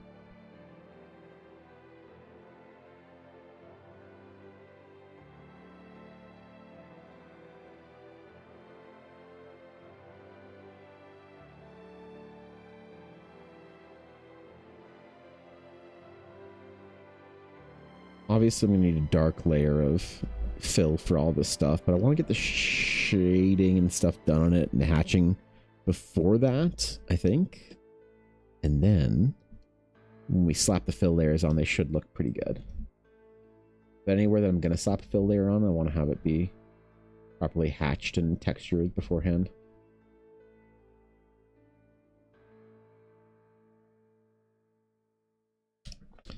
Let's do some big, large pieces too.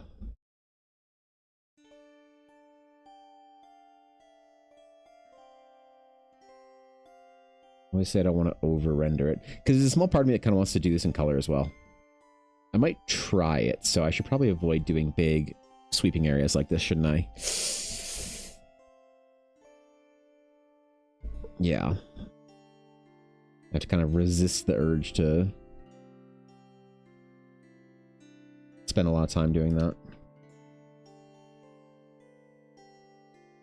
Especially considering even if I don't do it in color, I'll still have a big fill layer here, which is good enough.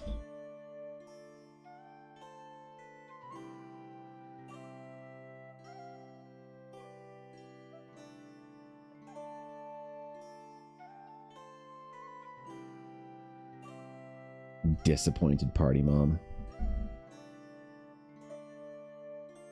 Okay. And then I think your shoulders need to be a bit broader if we're having the cloak. I kind of imagine she had like kind of more of a angle, but we're not going to really show that off, so it just kind of looks a little weird, doesn't it? Without. We're going to raise some of this up.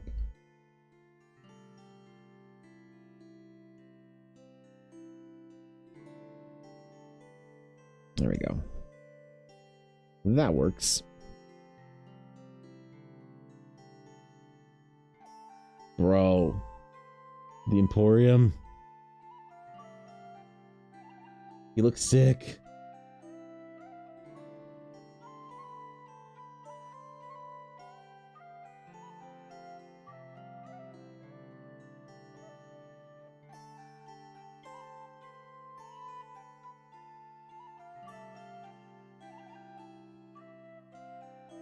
I hope this makes for a good large format print.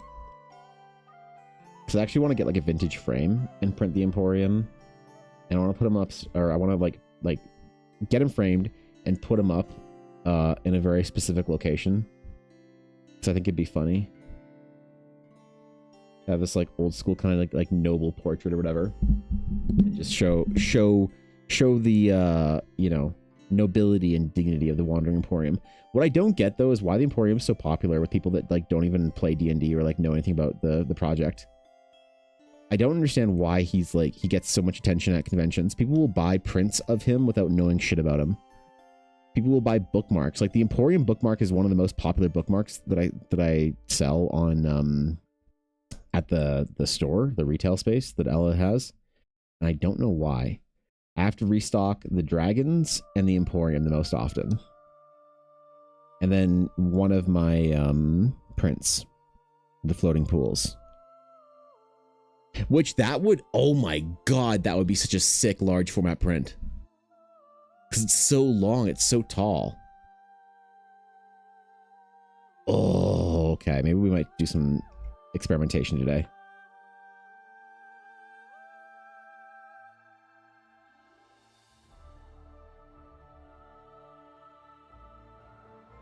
We might have to do some investigating, all right?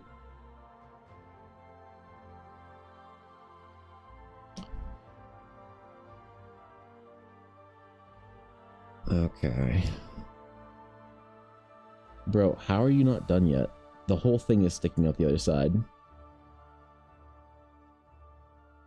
What did it take, like 20 minutes or so for the print? God damn, dude. I should printing cards right now. I really should be, actually. Like, unironically.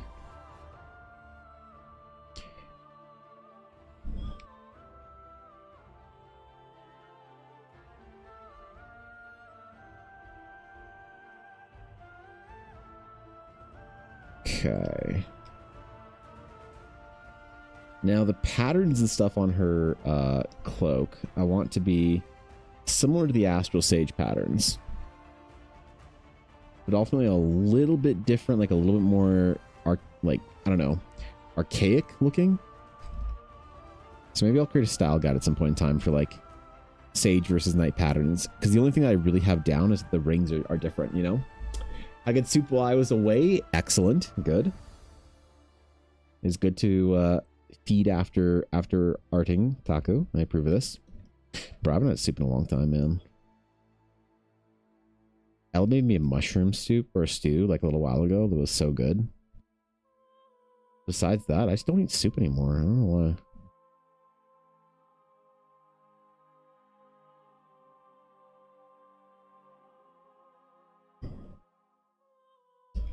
I don't know what I could do to remedy this problem.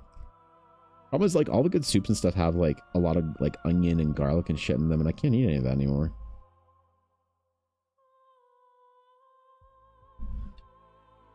Soup season year round? What do you mean?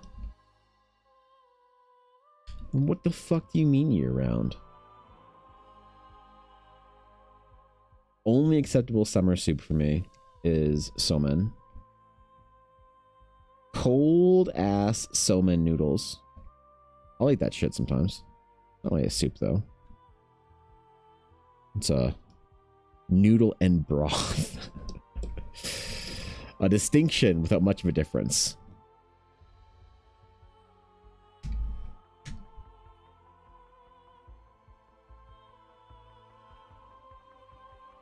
Still there though.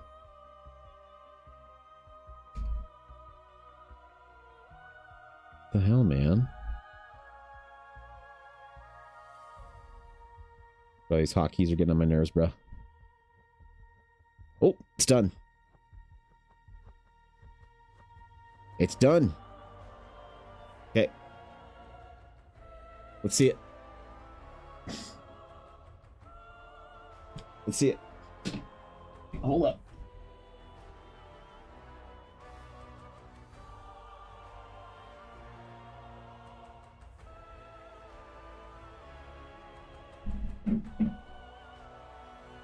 Yo.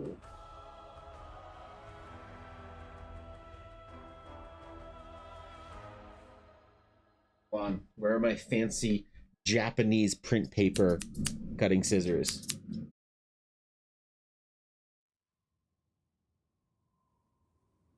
Eject! Damn you.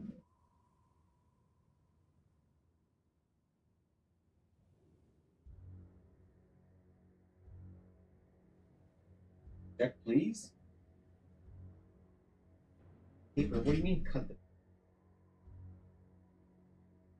Hello?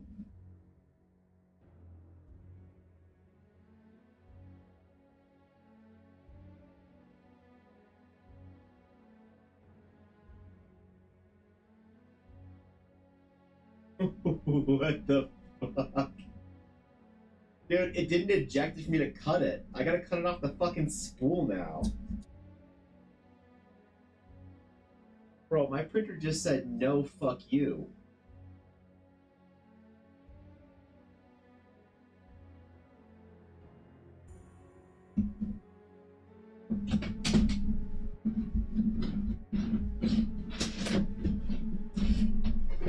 Bro, excuse me?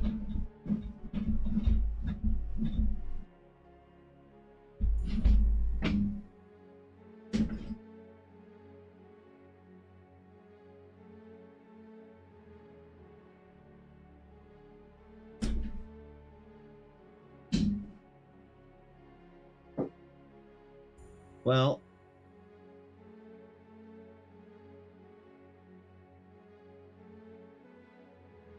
that screwed up the top, and I don't know why.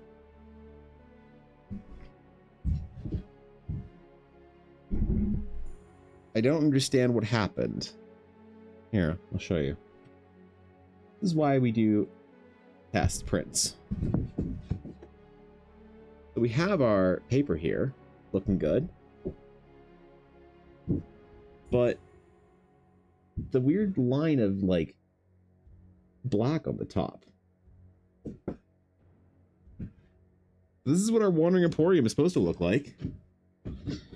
I don't know why it wouldn't let me properly cut it and eject it. And why it has this weird line on the back. What the fuck?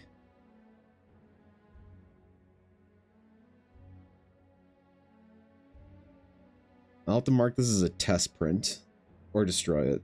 One of the two. I can't mark it as an artist proof either. What in the hell happened, man? It's so weird. All right. We'll try a new one. Again.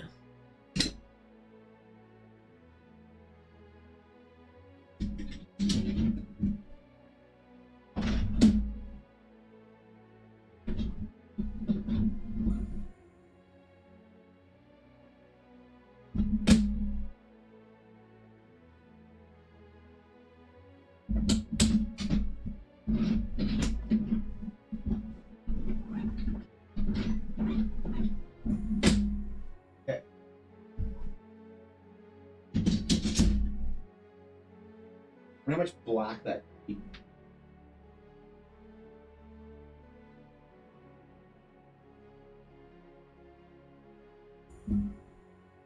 thing is with paper costs. Sometimes, I mean, not sometimes, but all the time you have to factor in failed prints. So like if you buy a box of paper for this 25 sheets, you can't figure out the cost of print by sort of dividing it by 25 sheets. You have to account for a certain percentage of failures. So I always do about 5 out of the box of 20 prints. I usually say that 5 will fail ish, because that's pretty standard. So that's kind of where I like leave that mark, you know. I just don't know why I didn't eject it. Why I had to roll it back. It's so weird. It's so weird.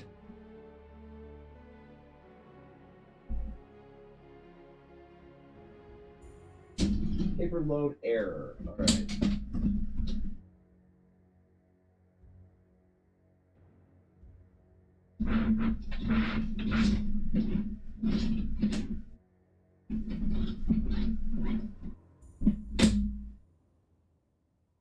Remember when I said nice things about the spool loader on this?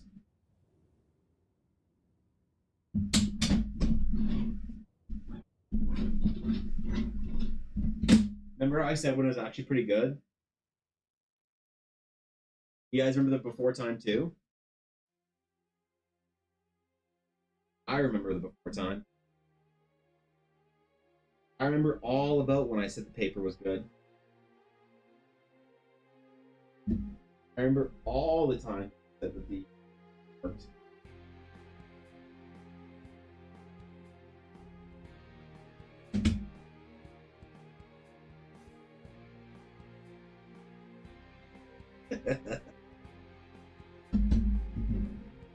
Come on, baby, you can do it. Eat the paper. Eat it. Good for you.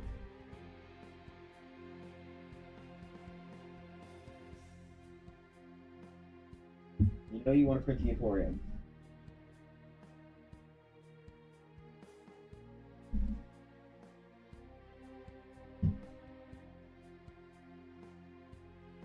We're in business. We are in business. All right. We are going to try.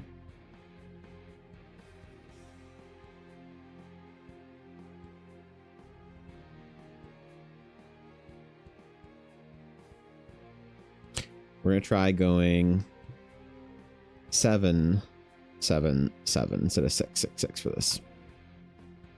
Ooh, that did actually eat quite a bit of the matte black. Oh my god. Wait. That probably ate like 1/20th of the matte black, which if that's... That just ate like $5 worth of matte black ink on its own. All right. Again. Okay. All right. These are studio days, man. These are studio days.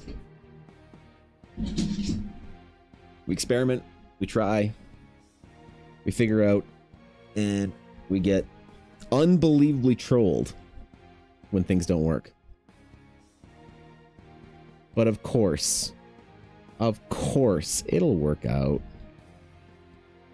It's just a printer, right? How complicated could printers be? It's not like printers are some new technology, you know, like VR when it first came out, nobody knows how to use it. It's a printer. We've had printers for like I'm pretty sure that the founding fathers actually printed out the Declaration of Independence. We've had printers forever. I don't think that I'll have an issue whatsoever with this printer. Right? More orb fees? Thanks, dude. So wait, so it is 12:02 and I started the print 2 minutes ago. So we're gonna say that it started at noon. So we're gonna see exactly how long this print is gonna take. We're gonna see precisely how long it takes, okay? Printers are the devil. If the government needs to regulate anything, it should be printers. Dude, true. Actually true. I could move up one more grade in printer and be able to print 24 inches wide. How big would that be for Dragon? Hold on. For my basic size like this, image size, if my height is 24 inches, that'd be 24 by 31. So I could do 24 by 36-ish sized prints like that. God damn, could you imagine? But that printer, I believe, is $5,000.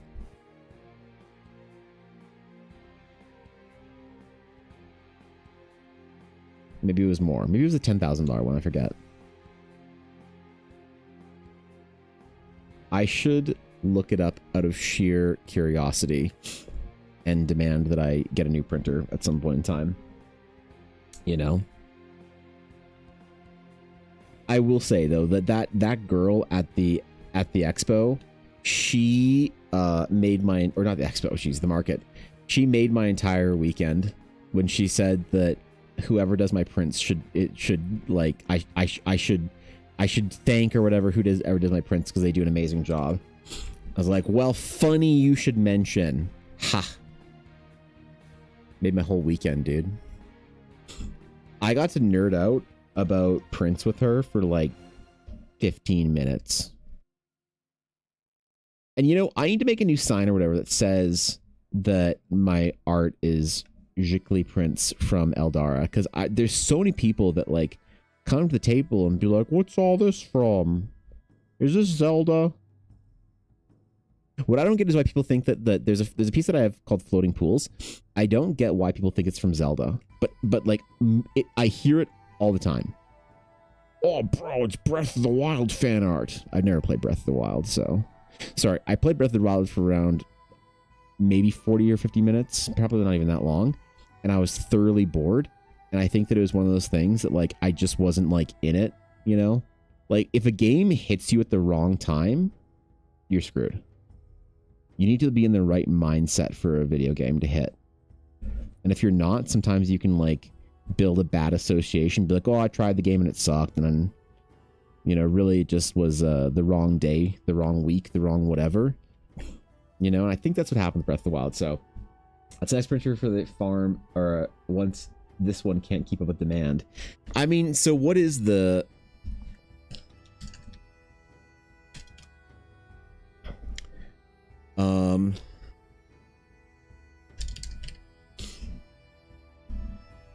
The next printer up is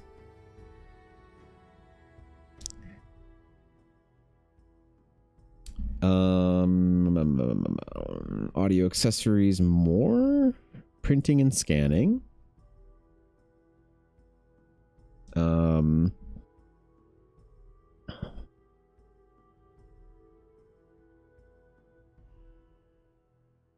Huh. Anyway, category. Nope. Brand. Epson. There we go. Epson. Okay. Epson. Oh, you know what we're gonna do? We're gonna sort by price. By price, high to low. That's how we'll find the printer. There we go. Alrighty. All right. So I can move up to a 24, a dual roll. Oh my god. Okay. I can move up to a 24-inch printer for $6,000, or I can move up to a 44-inch printer for $8,000. Let's just consider for a moment how big that would be for the Dragon. So the Dragon, if my shortest size was 44 inches, that would make it a 44 by 56 inch painting, right? So that's like what? Almost 4 feet by, what's 55 inches? Like 5 feet ish. It's like a 4 by 5 foot dragon. Now, what is the likelihood anyone would want to buy a giant 5 foot tall portrait of a dragon? What is the likelihood that I'm just gonna that you know, right? I'm just saying, man, what is the likelihood that anyone's gonna have that much space?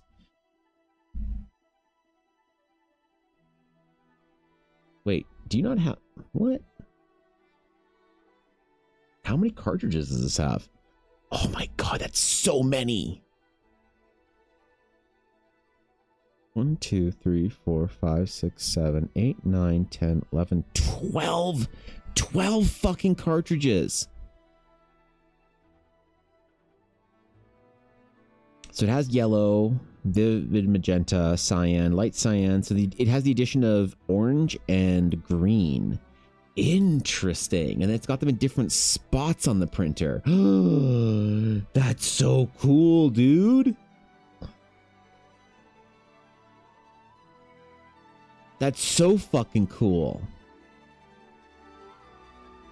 And that's how much, so that's how much so Legacy Fiber, that's how much the paper would be for a 44. So if to get paper ink,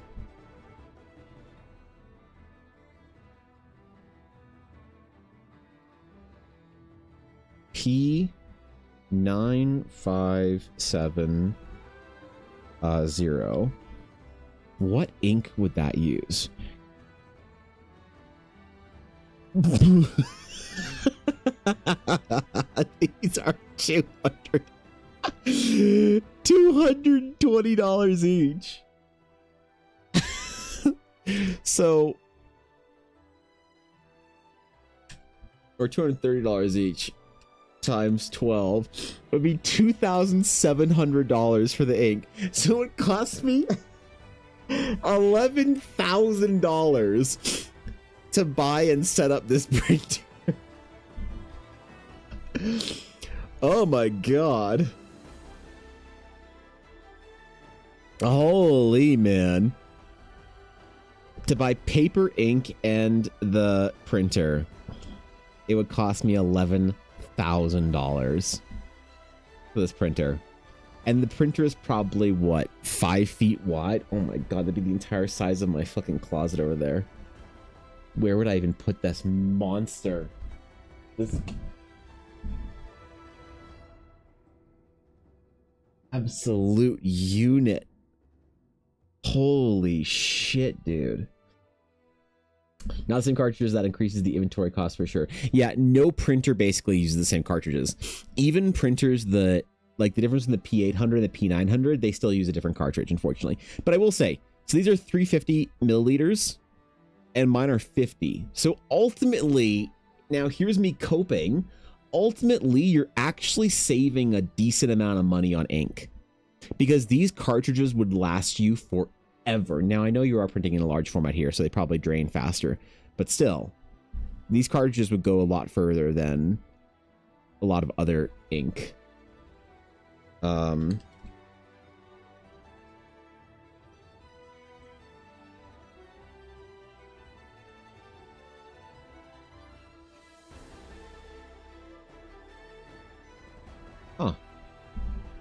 Ink is cheaper at the camera store than it is at VizTech. Well, shit. Boys, I've been going to the wrong place about my ink. I could be saving $3 on each cartridge.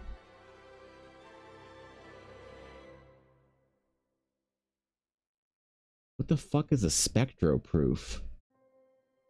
Spectroproofer.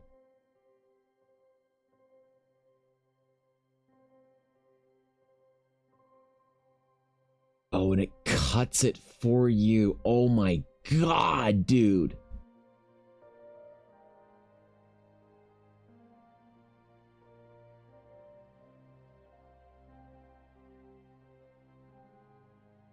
One day. That's an upgrade. One day I will be able to upgrade to the 44-inch wide $11,000 printer, and I will make the best fine art prints on the whole goddamn market. One day I will make that upgrade. One day. To be fair, I never thought I'd be able to own a printer like this. I know, who cares what printers, right? But it's important for me, man.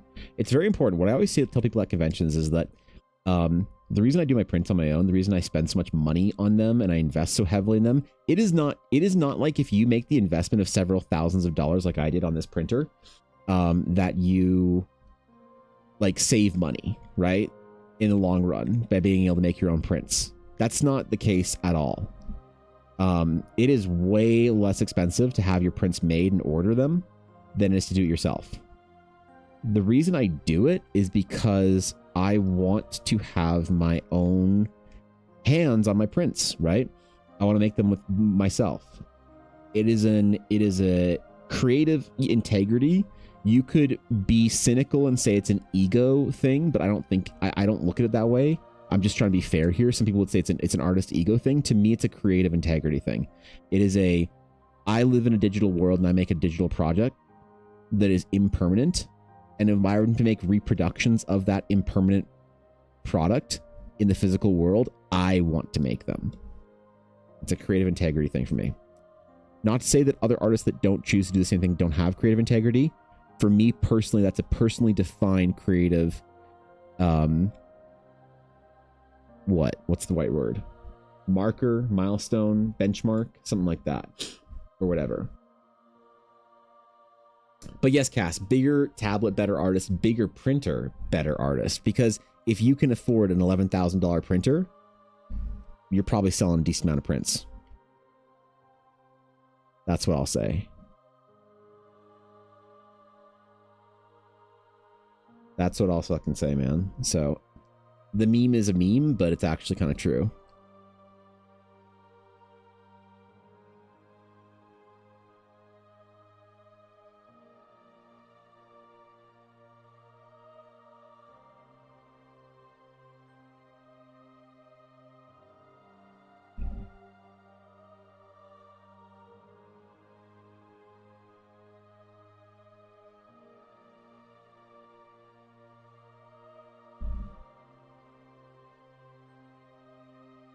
Okay.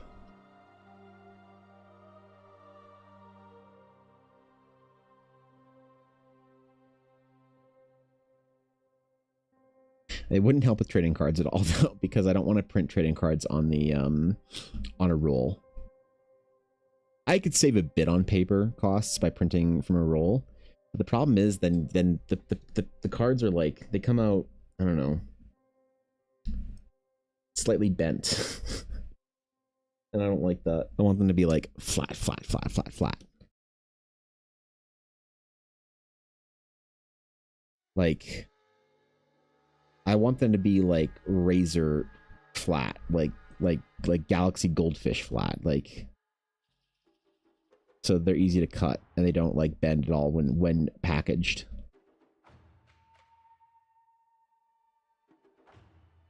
That's important. How much more ink is required to cover the page? That is a good point. Yeah. That is a very good point. But it is nice, though, that if you are not printing that size format all the time, if you are printing like smaller pieces out with that printer, like that printer would probably be an addition to and not replace this printer. I wouldn't sell this printer to upgrade to that. I'd probably have both for different tasks, because I don't think a printer like that, I'm probably wrong here, but I don't think it's ideal to throw sheets through it. I think you want to basically be using the roll for it. If you're not using your spools, then you're kind of doing it wrong with that. But as I said, I could be wrong. Maybe it's super easy. I don't know. This printer is super easy to do that. So maybe I just don't. Yeah, I could be talking complete shit and not know what I'm talking about with it at all. That is definitely a strong possibility.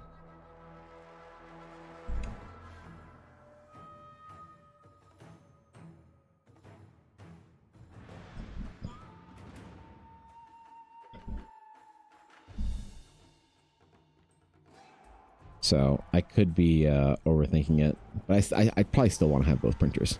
That's like, I would need to upgrade studio space first. Like, well, that's the thing, is like one of the upgrades required for making the leap to something like that is making the leap in physical space. If Ella and I didn't have to share the same like office, if we had like a home large enough that had multiple rooms that could be used for like office space, then yeah, sure. You know, it'd probably be fine with a room this size to do that. I'd literally have the printer where her desk is, you know. But Ella's offered, she's said multiple times, she said that like if I want to expand my studio and take down her desk, she would move her gaming PC somewhere, like to where she does resin stuff downstairs in our fucking dining room. But that just doesn't feel good, because she would downgrade heavily. She downgraded in the size of her monitor. She downgraded in her monitors, and she's very kindly and generously offered that, but it's not something that I want. I like us having both of our sort of spaces up here and her having the full, you know, the benefit of that full desk space. Okay, the print is almost done. And it's been 20 minutes. That's hilarious. Dude, printing a big, like 5-foot piece, I bet with that other printer is like, it'd probably take hours. Like a send the project and forget it type thing. What I kind of want to do is I kind of want to find a printer in the city that has one of those printers. The problem is that all the large format printers at all the like sort of hold on, how do you word this?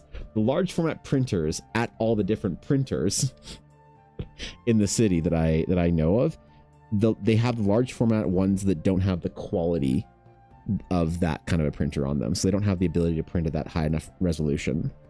But it'd be interesting to like go to them and say, hey, I want to see what my art looks like in, 4 by 5 feet. And then order a print. Print would probably cost me like $200 or $300 to get it from them.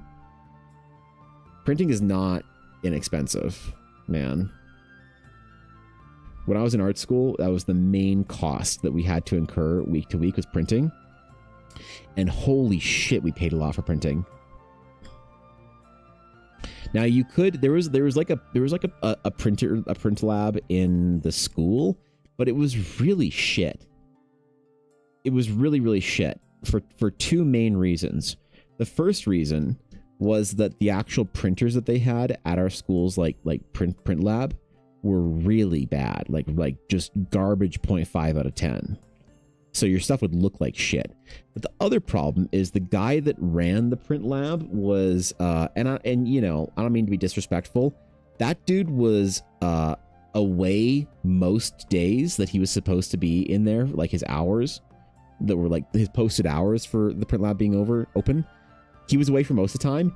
And when he was in there, he was a combination of angry and high out of his fucking mind. He was like mad that you'd ask him to do stuff. And then he was just completely not even here. Like he was on a different, he was in a different game, man. So if you asked him to do something or whatever, and then it was always late. So you asked him to do something, you make the mistake of asking him to print something, like putting an order in. You'd pay the money or whatever, because you still have to pay it at art school and shit. So you pay the money, you ask him to, do the project, you submit it. And then you come back the next day and he's not even there during like the normal hours. And so you come back the next day during his normal hours and he's there and he hasn't done it and he's complaining that he's got so many orders. What? What the fuck? I printed a long banner from a low level Epson, like a 48-inch banner, and it took about an hour. Yeah, so this one then printing, because how many inches is 6 feet? Or 6.5 feet. 6.5 feet is about 75 inches. So 75. So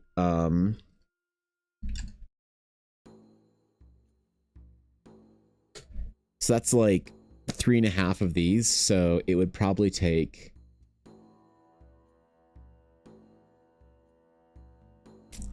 man, because you need to print because the print head probably moves the same speed as this one, but it has a lot longer. So probably increase. Okay, hold on. I can do this in my head. Wait, hold on. This is so if the print head moves that are about the same speed, then a 17-inch wide, it's probably going to move not quite the same amount. It's probably a little bit faster because of the adjustments at the ends.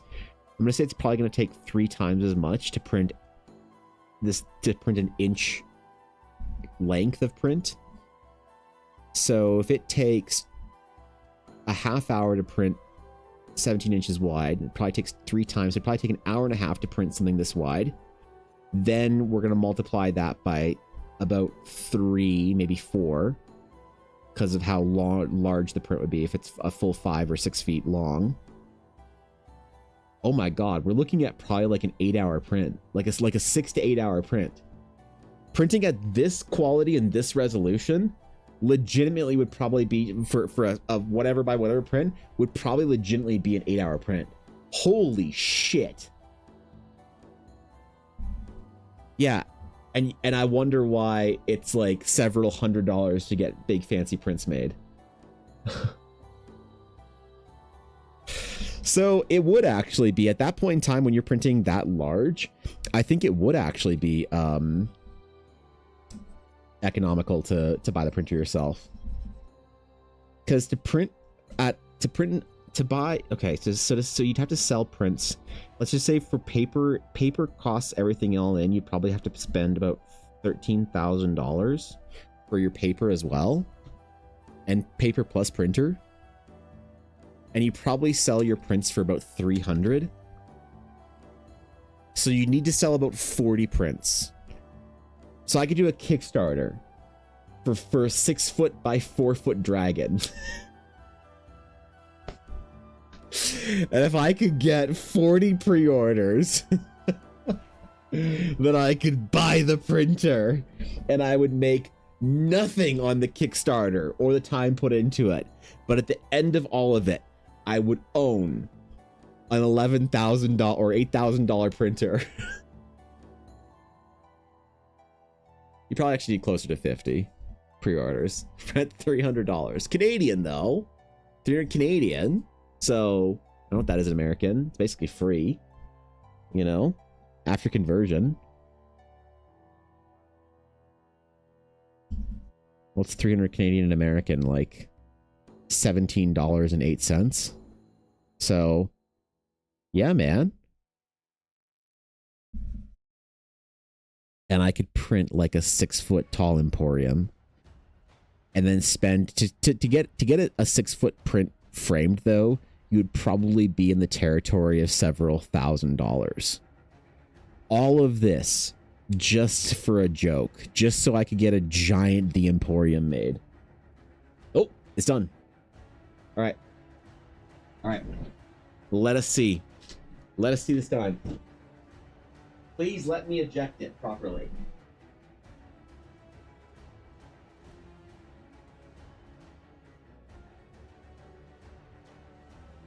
Cut and eject.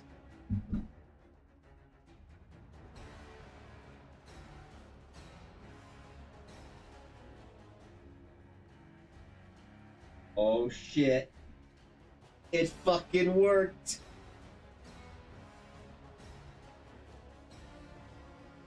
Okay.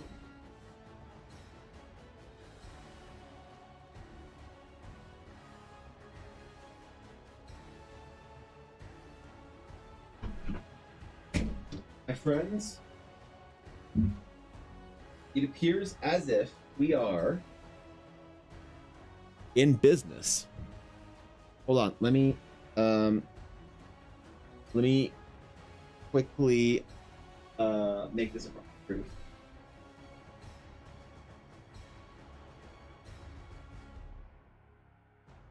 Okay, I don't want a table big enough to sign.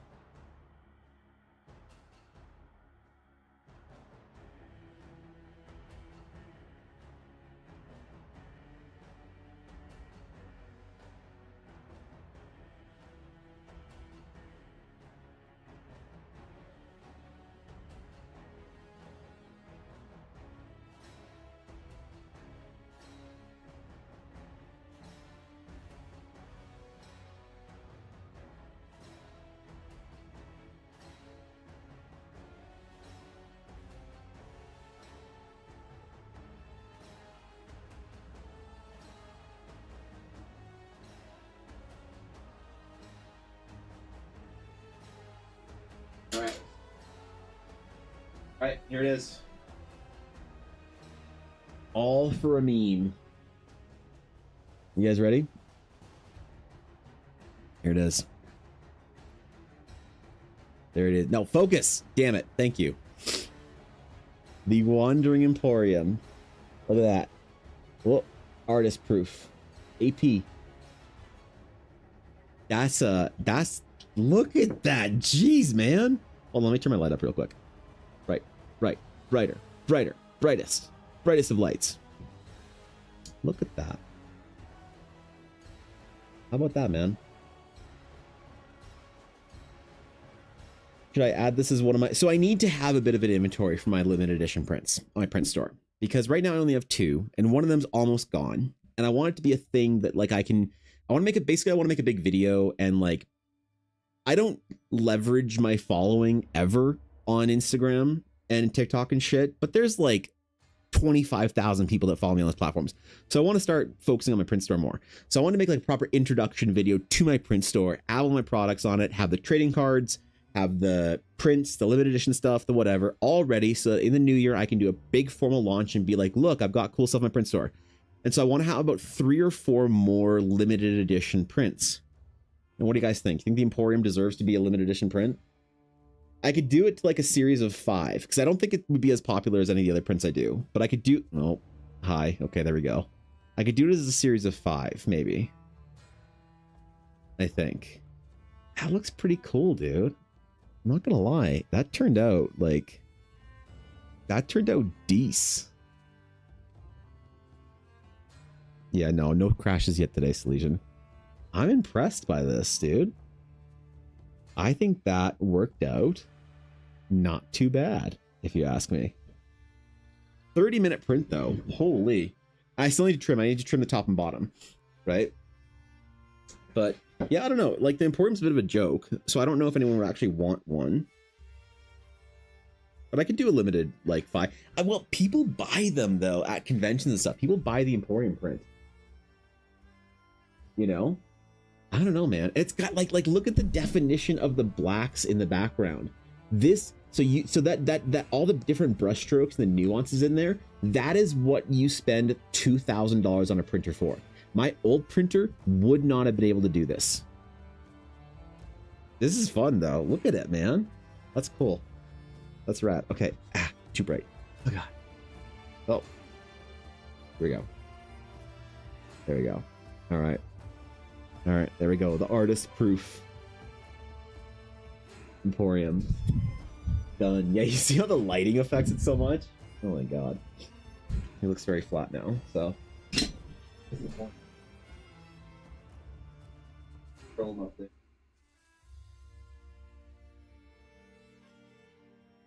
Not too bad. Not too bad.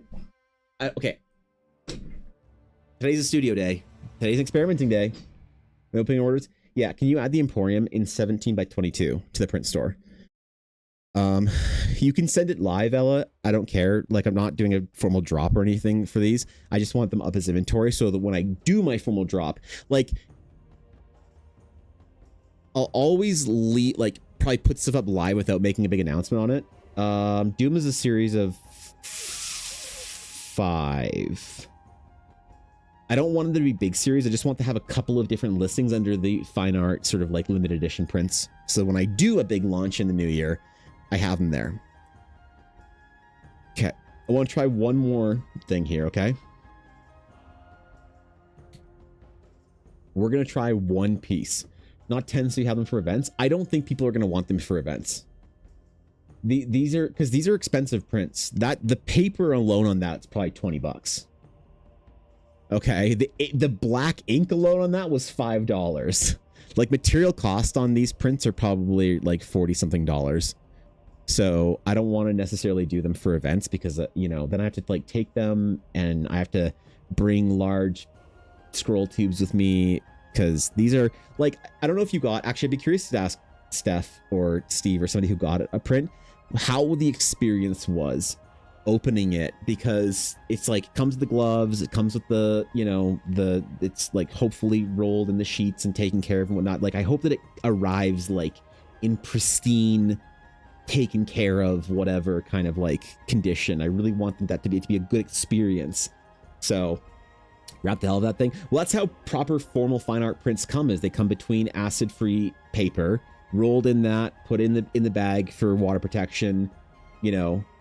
You know, when you got the framer, was the framer like, were they impressed? Because they probably see like formal fine art prints. Were they impressed or whatever? Like, was it normal, or do they have like a ugh kind of reaction? Oh god. Were they like, oh, he fucked this up? Oh my god. Damn. Oh shit. All right. Okay. That's good. We're getting points. Let's go, dude. All right. That's good. That's a good Listen, if a professional framer thinks it's not even like, damn, that's a good job. If they, or is it damn bad? Oh wait, is that bad? Uh-oh. If it's like, hey, this is adequate, that's all I want. I just want the print to be adequate. You know? That's all I need. That's all I need from it is just bare minimum adequacy. Okay, I want to try one more piece real quick. I just want to see how big it would be. Not because I think this is a print that I think it would, well, I probably would sell. You know, this is one of my highest selling prints is the floating pools.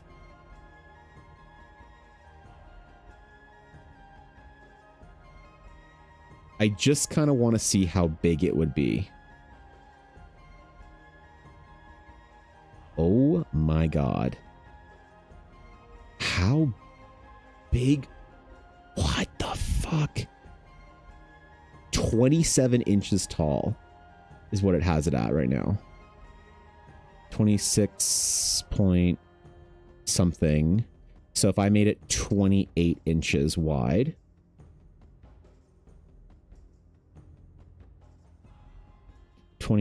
Or 28 inches wide? Oops.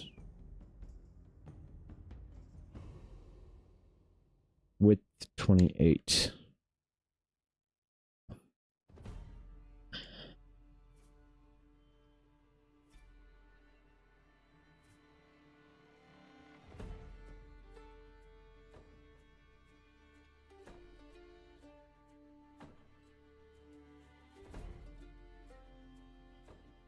Okay. Photoshop changed my hotkeys. And now I don't know how to resize anything. Right now. They changed my fucking hotkeys, man. And now I don't know how to resize shit.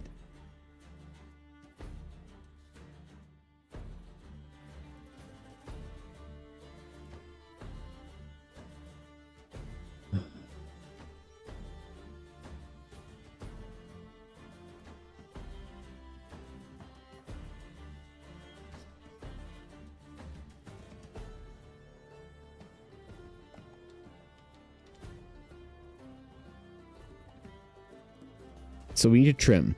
Unfortunately, prints like this do need slight amounts of trimming.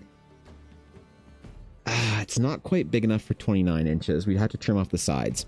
So we can either trim a little bit more aggressively here, or we can trim very aggressively on the sides. And I don't want to do that just to get to 30 inches. So it would be 17 by 30 inches. Dude. It was a good reply. I was so nervous unwrapping it. I heard the tissue tear and I was like, oh shit. Oh, no, you're good. The tissue's supposed to kind of come apart when it's all wrapped in there, right? So. Done. Is it up there? Let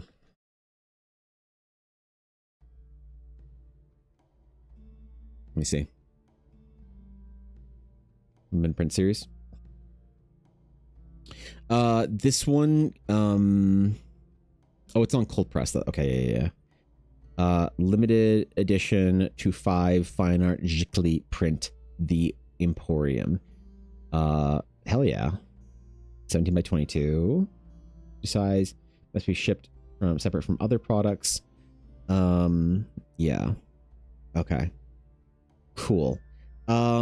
Is there a way, Ella, to change the dragon so it's also square format? We have our Emporium here. And I think the dragon has that as well. We just need to flip the image. Oh no, it only has one. Can you please make a cropped version of it? Or do you need me to? I can do that if you need me to, but I want them to all be like the same square, whatever thing. I know that the listings is still the same size. You can give the file. Oh, okay. All right. Got it. Then we can do that later. Make a note for that. Studio Day. Square. Dragon and commands.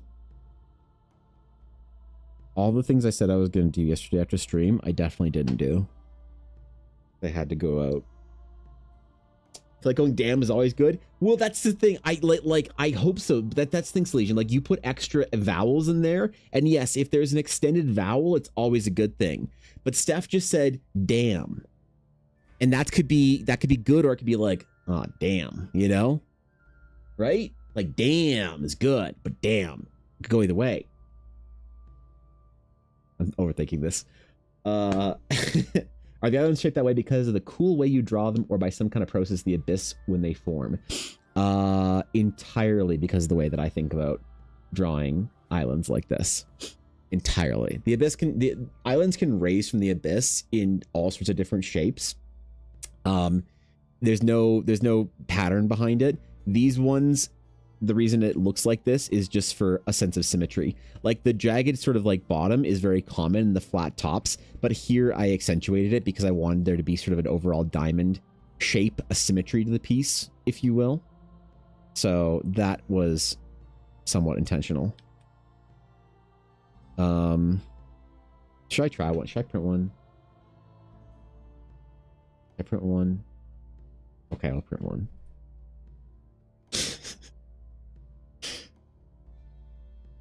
All right, we'll print one. User defined inches 17 by 28. Okay. Quality options are finest detail, color, OWRG. Probably don't need to go 777. We can probably do 557 for these. Oh, I gotta write down the Emporium. It's important to record this. Emporium 777 pools. We're gonna try 557.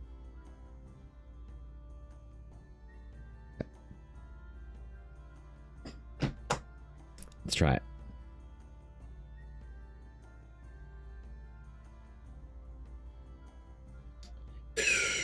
Okay. Print.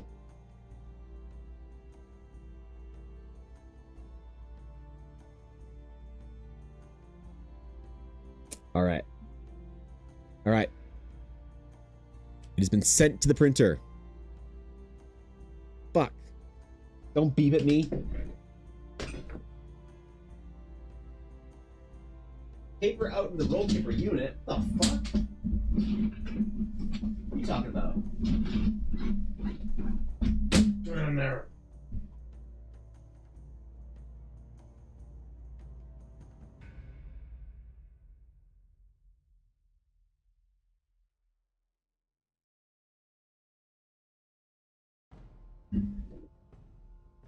We use the washroom while this prints. We're gonna put the test print. This isn't the proper one. This is the test print with the fucked up top. So we'll see if the Emporium's a better streamer than yeah. Okay. Give me a sec.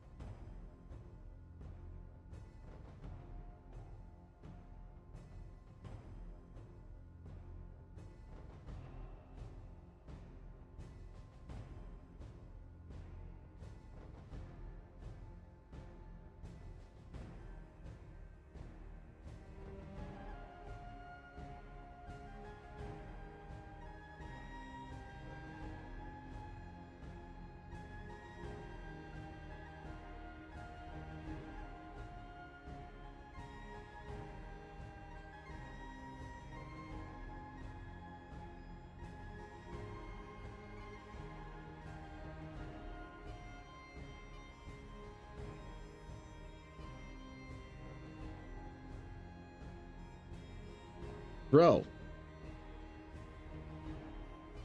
Didn't like the paper.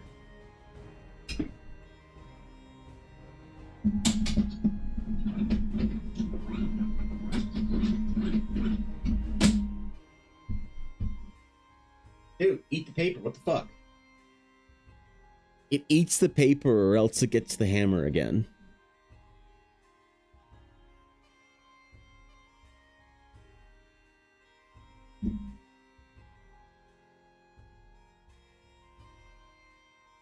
I swear to God, printer, it does what it's told.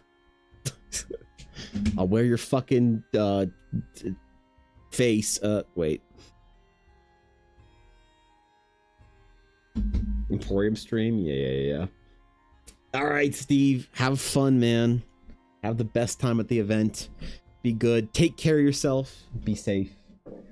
Come back with stories, please. Tell us of the adventures. All right. Oh, we got printing. We got printing noises. I think we got printing noises.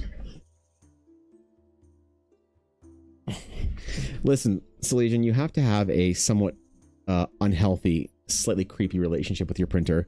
Otherwise, are you even doing it right? Okay. Oh, it's printing. Oh, sick. Nice. See, all I had to do was threaten to wear its face, and it worked. Printer that does its one job. Yeah, I know, man. I would be surprised too, shocked even. What were we doing? We were doing patterns, right? Oh yeah. I gotta do little star patterns on the shit.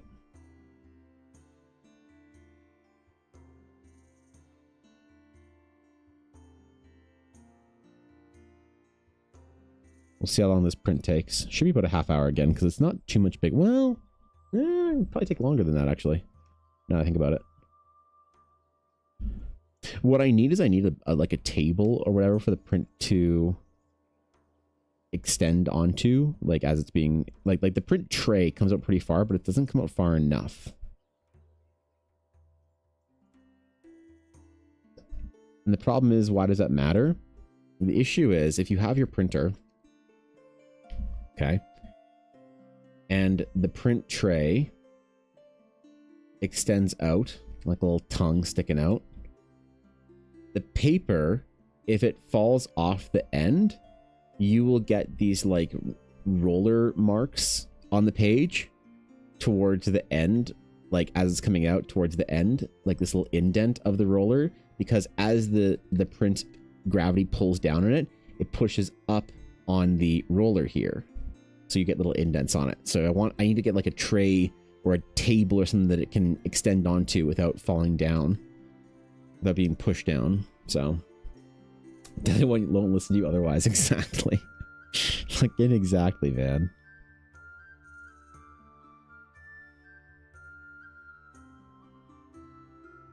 Right? I know. If I'm not threatening with it, it's not going to do shit. People say they don't know how printers work. You just have to appease the machine spirit and the Omnissiah, and then threaten the actual device itself. Then it should work out. So sages and knights are going to have this weird sort of like pattern of stars and constellations and planets and stuff. What I don't know is if they're going to like actually be sort of like runic focuses, or if they're just sort of like patterns that kind of like culturally for astral sages make sense.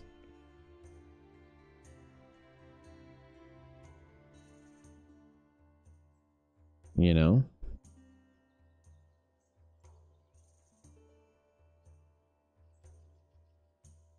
That's the real question.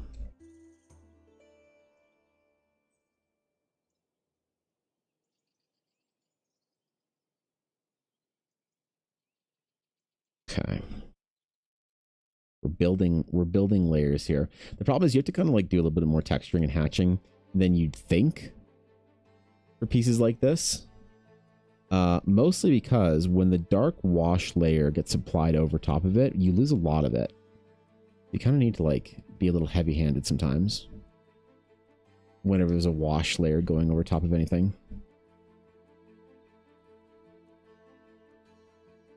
And then hope for the best.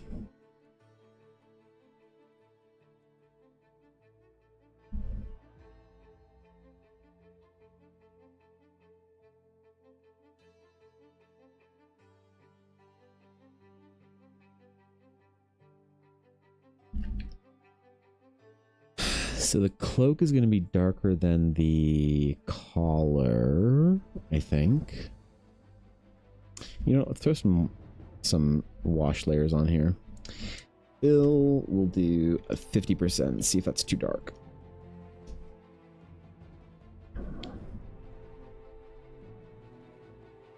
See how that feels. Do the cloak at like a 70, so it'll be really, really dark. But that like contrast between the like lighter hair, the bright eyes, and then the dark cloak is kind of a visual descriptor for the knights, if we're being art directory.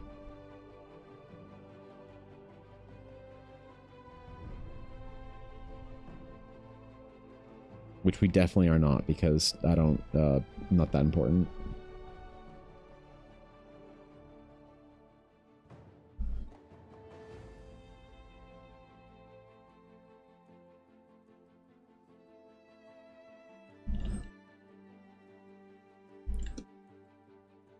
Let's see how these fit together.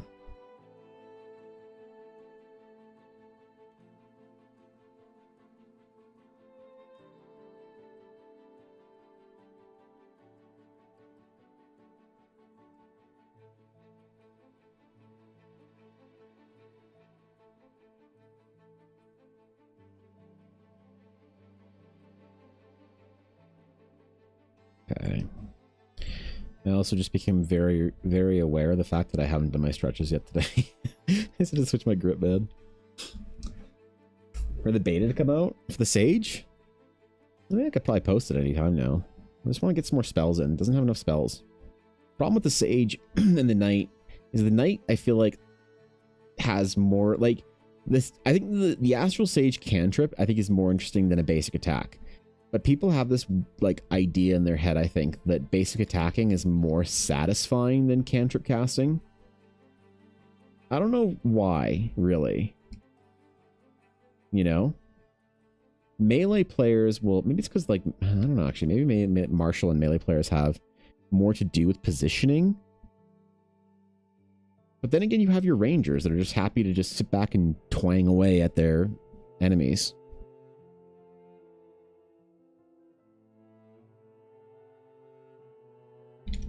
There's something like in that psychology or whatever. As the ranger, yeah. Well, you're still rolling your dice with like, with a cantrip, right? It's not like you're not getting the experience of rolling. So it's like the knight can have less spells and be good and feel good. But the sage, if it doesn't have a big enough and comprehensive spell list, I feel like people will get a little butthurt. I talked to a lot of people at the market, actually. Weirdly, you'd think that at a convention you talk more people about D&D. But the market, I talked to a bunch of people about Dungeons and Dragons this last weekend. Got some weird opinions, man. People are playing some weird games right now. I'd never heard so many people, like, so at Edmonton Expo, I'd never had so many people who are like, air quote, D&D players not playing D&D right now. Right? There was a ton of people playing like other systems. This market was interesting because it felt like a far more casual crop of nerds. Maybe that's what it is. But they were all, how do I describe it? They were all 5th ed players and perfectly happy to be 5th ed players. You know? There was one, I did talk with one kind of like, You know when there's like sometimes you have a thought, like a in-head thought, and you don't decide to like use the mouth thing to like make it an out-of-head thought because the in-head thought's like either a little rude or maybe the delivery of it could be a little something, you know? Like it's just like a I don't know, just like a weird like social decorum on voicing certain opinions. Right? And I got one guy that I thought was kind of funny. It was like, oh, Solace Art's like for you know, I don't know what this is for, whatever. His friend's like, yeah, I don't know, it kind of looks like something that I feel like I know. And I was like, oh, it's actually like my original, like whatever setting, making a D&D adventure for it, publishing, blah, blah, blah, like my usual spiel at conventions. And they were like, oh, cool. And the guy was like, oh, but this isn't like real D&D. And I was like, no, you can like, it's like, you can play D&D in it. It's a setting just like any other. And the other friend's like, oh, it's cool. And the one guy, like the awkward guy, is like explained to his friend, it's like, no, it's not real D&D because it's like Wizards of the Coast, it doesn't make it. And the friend was kind of like, oh, okay. And I was like, yeah, I mean, but like, you know, most of the hobby for the longest time has been homebrew. It's actually only recently that like, you know, people are kind of like have formed the opinion that like Wizards of the Coast is kind of the chief amongst D&D. I mean, like if you go back, like when I started playing D&D, like, you know, 20 years ago, it was actually mostly homebrew. So no, this is like perfectly legitimate real D&D. And like normally it's one of those like, yeah, sure, man. And then disengage type things. But like his friends seemed interested in that guy. And so I was like going to correct the opinions. We talked about this yesterday with like correcting people's opinions. It's not worth it unless they're like hurting your sales or whatever to a different person. So I was willing to be a little argumentative and corrective. And dude was like, okay, yeah, but like you can't balance it. You can't do this, whatever. It's not tested by the blah, blah, blah. Doesn't come out of the official thing. So like, it's not going to be balanced and had like 3 more problems with it or whatever that like official D&D comes with. And I was like, I mean, sure, fair enough. There's definitely and this is maybe a little bitchy, but I said there's definitely a certain level of expectation placed on the DM to be able to balance the game at their own table. You know, that's like usually the way it works, these kind of things with homebrew. So like, yeah, fair enough. Like I basically agreed with him, but agreed with him that he was dumb. Kind of a bitchy thing to do. I get it, but you know, whatever. I was in a bit of a mood at that point in time. But what was interesting, the reason why this is, I wasn't like, I'm not mad, I'm more interested, is that he said, I'm not interested in playing any D&D that isn't like officially sanctioned. And I'd never heard anyone really say that before. The closest thing was at Ren Fair when somebody asked me if my magic items were balanced for 2012 or 2014 or 2024 D&D. And I was kind of like, works in both, you know? But obviously if somebody's like worried about balance and shit for homebrew magic items you buy from a fucking artist at a convention, you don't want to buy them. So, you know. But it was very interesting. Like, he just kind of like said it.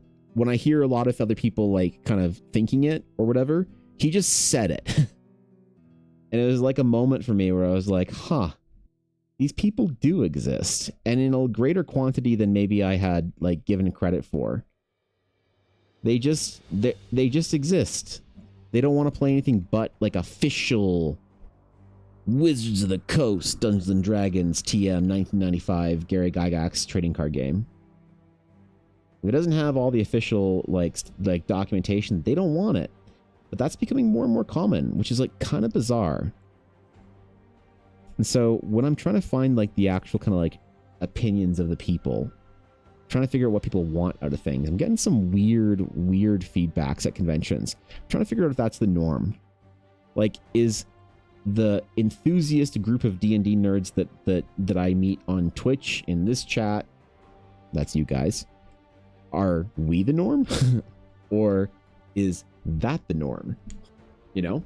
A person telling me that the quiet part about their D&D stuff, it was oof. Oh no. You gotta let the newbies know that D&D is about creativity, that you can truly use your imagination. Yeah, I mean, that's like, the other guy seemed new, so I didn't want him to like have the like incorrect opinion of his like awkward friend, you know? In the key storyline of the Sage is discovering new runes and spells. It is, but for playtesting, I feel like people should have access to like a pretty large, you know, maybe just guidelines on how to create spells and runes. That's a good idea, actually. Maybe a modular sort of like thing on how to build spells with runes. Still mostly homebrew, but generally the new people in the community believe it's WotC only. Yeah. No, D&D is officially sanctioned. We aren't going to have Gary come up from his grave and bless the game with official approval. Honestly, and I mean this with love in my heart for Wizards of the Coast and approval for the team, and they've done a very good job with D&D, but honestly, the game has changed so much that I don't think Gygax would approve of anything that's come out for D&D as like being good or official or whatever. You know, I think he'd be kind of cool with everybody doing whatever they're doing. I think if there's one thing that Gary Gygax would take exception with, I haven't met the guy, but just based on what he said, my opinion is I think the only thing that Gary Gygax would be against is the idea of a company that owns D&D saying in any way or implying in any way that their content that they make for D&D is like somehow more official or better than the stuff that your DM makes up on the fly at their own table. Gygax to me seemed, and I could be wrong, and that's, you know, it's totally fair. He seemed to me like he had a strong emphasis on the table canon, on the game master's game that he is making at the table for his friends right then and there. That's me creating a game that has rules and shit for the people that I'm playing. And so when, you know, if Gygax was sort of empower anybody, he'd be empowering the DM to make their game for their table, not the company to make something so widespread it works at any table. I am aware there was official sort of D&D and tournament D&D and that kind of stuff and whatnot, and that was fun, but I feel like there was always a sense of like, there was never a hierarchy priority type thing that somehow implied that D&D written by him was the only D&D, or any D&D written even by a company that bought his game would be the only D&D. That's but I could be wrong with that. And so it's very weird when new players sort of pop in and they're like, oh, but I want real D&D. Like,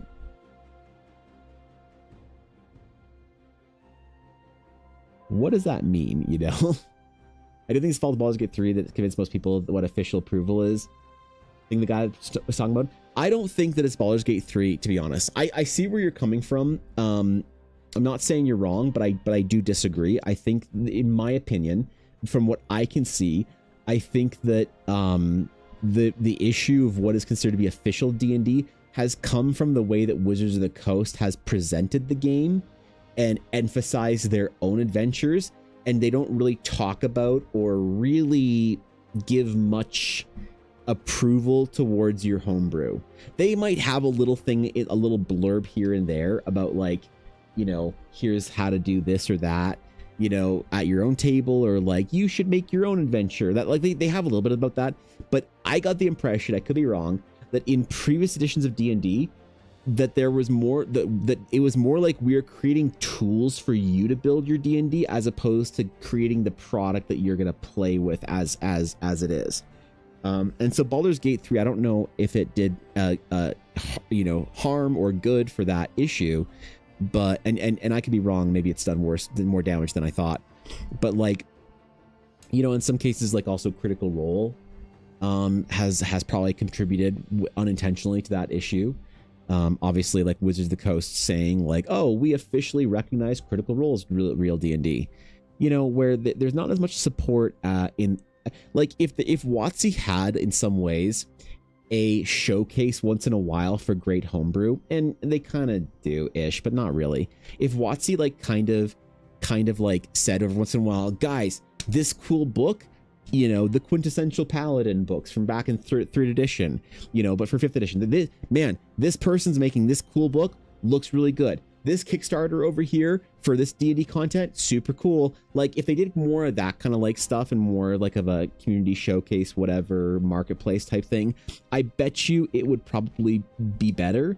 But they kind of only ever want to like talk about their own releases, and if they don't release it, they don't like acknowledge it in any way at the company. And like, fair enough, they're like they probably told by from their heads of whatever that they have responsibility to like, you know, promote their own products and stuff, their own business, their own thing, investors, blah blah blah, fiduciary responsibilities, who knows. And like one of the big things is the OGL change, where they're trying to own everything that anyone makes for D&D. You know, it's not a good look in a lot of ways. It's not just a bad look that everyone just seems to have forgotten about, just funny and cute, but to me it's telling of a mindset where they kind of want to own the entire ecosystem. They want to create the app store, you know, and they want to own everything that you put on the app. Like, imagine if Apple would like, oh my god, I can't believe I'm about to say this. Some of you guys might have been too young to remember this, but if you're in your 30s, you probably remember when the App Store came out, because you were an adult with money ish in 2008 ish when the Apple Store ish came out. You know, you remember the launch of the Apple App Store, and you remember it coming out and being a new thing, you know, mobile games for the first time. They weren't necessarily all gacha, kind of like live service, kind of dark patterns kind of games to make the most amount of money as possible. A lot of them were just like weird kind of kooky games where someone's like, I'm gonna try and make a little game and see if people want to buy it for $2. The Angry Birds Fruit Ninja era, right? Imagine if instead of the Apple saying, hey, if you want to sell a game on our store, you're going to pay us 30%. We're going to take 30% of all sales. And you're like, hey, fair enough. You have the console, which is the iPhone or the Android, whatever. We're focused on Apple here. You have the iPhone, the console, plus you have the storefront, the App Store. So if you're going to be doing this whole ecosystem, I will take 70% and you take 30%. That's fair, man. We're playing on your phone that you develop. We're using your app store that's going to market my game because you want me to make sales because you get a good cut of it. So you're going to help me out algorithmically and whatever, all this stuff. And you could kind of get on board with that. And you're like, okay, like fair enough. Sure. But imagine if Apple said, no. If you upload a game to our store, we want to own it. So you can upload a game, not sell it to us, but we'll pay you money based on the sales of the game, but we own your game. Fuck you. Like, that would have never flown. And that's kind of what the idea of the OGL change was in some ways. Now, if WotC said, and think about this, and I might get some fucking heat for this. If WotC said, look, we own D&D. If you want to sell a D&D product, we want to take a cut of it. Now, I know before the fucking whole internet like jumps down my throat that I don't immediately say that's a terrible idea. I can see where they're coming from, but only if there was some kind of a D&D app store. And like DM's Guild, don't fucking get me started, right? Because they never promote it, they never talk about it. Like, imagine if WotC said, guys, we have the D&D library store, where you can upload your own stuff, whether it's tokens for VTTs, maps, adventures, whatever, and we will take a cut of it, 30% cut, give you 70% of the sales, but what we're going to do in exchange is we're going to promote the ever-living shit out of this app store. I bet you they would have made 10x the money that they make on printing their books. Because they can still print official books, all they want. But if they also had if the ecosystem was supposed to be player driven and creator driven, then what we would probably see, in my opinion, in impression, estimation, whatever, is you would have seen, like, imagine a world where WotC says every week there's they're constantly directing people to the app store. Every week there's spotlights. Every week there's something about this, like, hey, here you go. Check out this thing. Check out that thing. Whatever on the D&D app store, or the D&D players library store. And everyone who plays D&D who's in the ecosystem is constantly being fed this promotion. Then they'd be going there and buying shit for the game. And then WotC doesn't have to fucking do anything. They just get to collect money. All they have to do is just use their official presence to push player-driven content. But what they did is they chose to say our books and our content are the content. That's the only content that matters, and we want to own everything.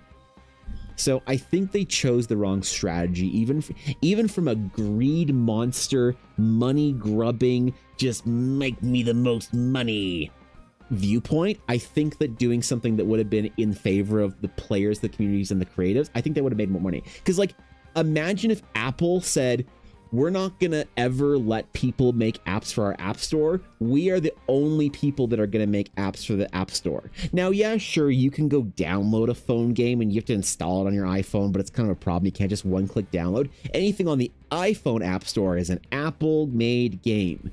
Well, they would have never made a game as good as fucking Angry Birds or Flappy Bird or whatever, you know, in that era. They would have never made Clash of Clans and whatever the fucking big mobile games are. I don't know. You know what I mean? So what the Apple did that was very smart is they said, we're going to let the community fight for supremacy. We're going to give anyone the opportunity for the promise of power and the best game app content for our phone, the best apps for our phone, that we've built the infrastructure for a powerful device. We are going to let people fight over the opportunity to have the best apps, which is a competition and marketplace that allows the best to rise to service. Imagine if WotC did the same thing. They said, we can't possibly make the best D&D out there, so we're going to let you guys all fight for it, for the best D&D. And the best stuff will rise to the surface. And so if the best thing on the App Store is the Critical Role official D&D stuff, because everyone fucking loves Crit Role, then hey man, then good to be there. But it means that you could create something in an ecosystem, and there'd be more of an assumption of people like them supporting that. And I think honestly, as I said, I think they would have made more money, because I think that having 100% cut of a mediocre product, I'm not saying anything that they've made is mediocre, but just for the theory of how this works out, 100% profit on a mediocre or bad product is way less profit than 30% profit on an amazing fucking defining product, right? You can have 100% of shit sales, or you can have 30% of amazing sales. And I think that would have been better, to be honest. And it would also offer an ecosystem for creators to create shit. So that's the thing, man. You know, I think they just made a mistake. Now, obviously, they could say like, well, look, here's our bread and butter, really polished, really good stuff. We're gonna create books, put them out, and they would probably still sell a shit ton of books. Honestly, because the game would be bigger, they'd probably sell the exact same amount of books, because more people would be playing it. Because there'd be more of an investment and more of a incentive to make stuff and to grow the game for people. So I don't know. Then again, I don't have a business degree, and I've never ran a multi-billion-dollar company or a multi-billion-dollar IP. So what the fuck do I know? You know, that's just my intuition on it. There's like an Etsy website, there's official D&D promoted stuff only. People would have gladly uploaded it to 100%.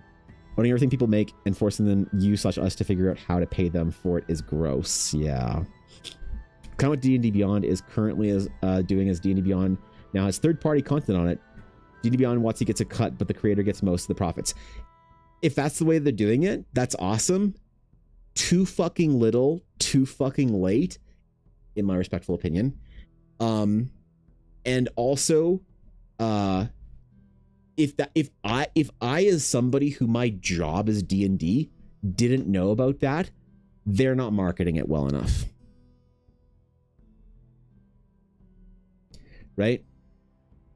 And the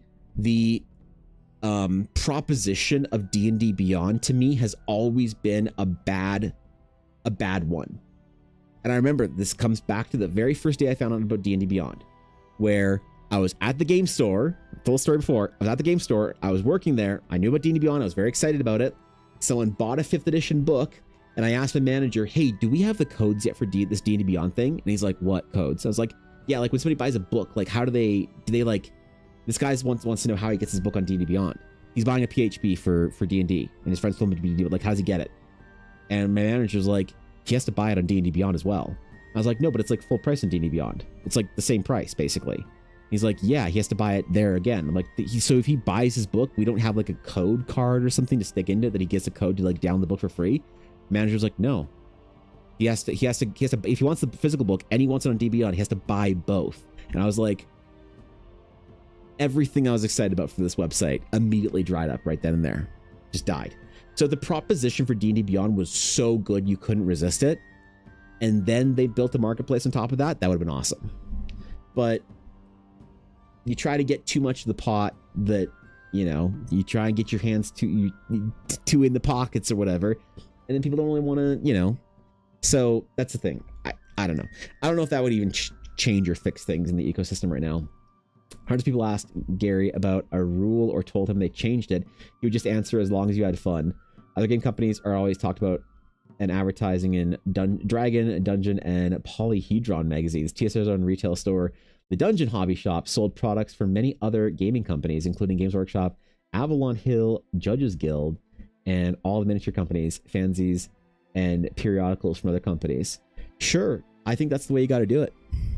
You know, and that even so, that mentality actually, just very interestingly, I think that's kind of the way you have to do it in some ways.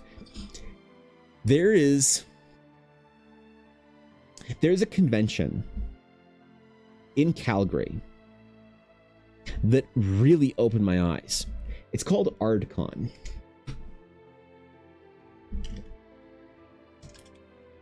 And it's really interesting. It's a tabletop TTRPG convention. It is everything that people talked about the original Gen Cons were and stuff. It's at a small community center. It is absolutely fucking packed. It was one of Ella and I's single best sales on a single day event. I don't know if you'll be able to see pictures of me or whatever on ArdCon. You know, I'm probably in the background of one of these pictures. It had little panels. It had little discussions on how to do stuff. This is the founder right here, Sean. And he made this. Wait, am I in here? No, I didn't see me. I saw the vendor area where I would have been. But yeah, it's a super packed, super fun, super cool convention. And what is Ard? Ard is the name of his fantasy world, Ardnor. Right? And so in some ways the convention is he sells his own adventure there, but he's so excited about other people bringing their adventures in. Like my adventure, he was like, dude, when you have your stuff published next year, I want to make a big deal of it, whatever. He was like super supportive and stuff. And really cool dude, really cool, whole thing. But a big point of it is that even though it's like his, like ArdCon is his like IP, it's kind of like EldaraCon. He brought in other people and creators, and I think that's the only way to run an EldaraCon. I think more of making an EldaraCon a general TTRPG convention rather than a BlizzCon. You know what I mean? And I might even try and do something with and alongside Sean to build or get his feedback on stuff. But anyway, it was really cool. ArdCon was great. Where's Blackwood Dice? Hey, Blackwood Dice, official vendor. Where's Evan Blair? Hey, this is all for last year's, for 2025. But yeah, it was really fun. Everyone who went to it was like, kind of like, oh shit, like don't tell people. This has to stay small. But there were people already flying out for the convention. They were already like flying out from like different parts of the world and shit to well, that's cool. It goes to my print store. They're flying out to the convention because it was so dope. They had people from like the US and Australia and shit. And everyone was like, please keep this small. No one tell anybody, right? There was like 1,000 or 2,000 people that came to it. So it was dope. And I think that's kind of like, that is in my opinion, the way to do at a convention. Just like Moose said with how to run a store, an official like sort of like, the TSR retail store, they had to sell other products from other people. Right? Rather than making it all about themselves and only themselves. Like Warhammer can kind of get away with it because they're Warhammer. But, for me, I think this is the best way to sort of do a convention like this. And so I thought about that. Like, man, I could like have vendors. Like I could, if I was to run this an EldaraCon, I could absolutely have Selena there as a vendor. Stone Geekery, she's a good friend of Ellen and I's. Absolutely have Bunny, who does Fire Ink Designs. Where is she? She's somewhere on here. But there's a couple of, it's like, okay, so you can have vendors, make it more of a convention, have other people in ventures, ask Sean to come and like have a table for art for his adventure and Ardnor and whatnot. And like, I really am starting to think that it has to be, you cannot try and make something all about yourself and your own shit in the TTRPG space, because that's just never been the fucking essence of what TTRPGs have been. Please keep it small. I know, right? I know this well. Yeah, please, I'll tell everyone. Well, who am I? I'm not like some big, massive fucking creator or whatever. So it's not like I'm telling, tens of thousands of people to come to this small, convention in Calgary. It's a one-day event or some shit. But that's, to me, I think that like when I think about some of the problems or whatever WotC has with D&D. Oh, it's done. Wait. Let's see.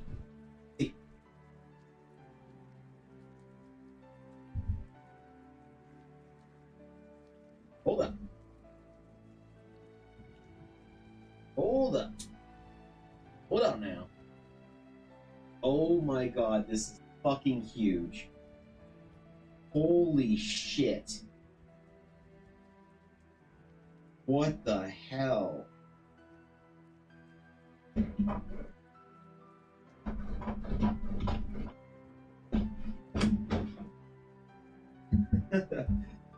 Alright. You guys ready for this absolute unit? This chonker?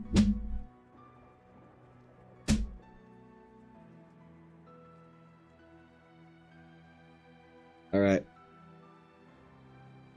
Alright, Studio Day print number 2. Ready? That is huge. Oh my god, dude.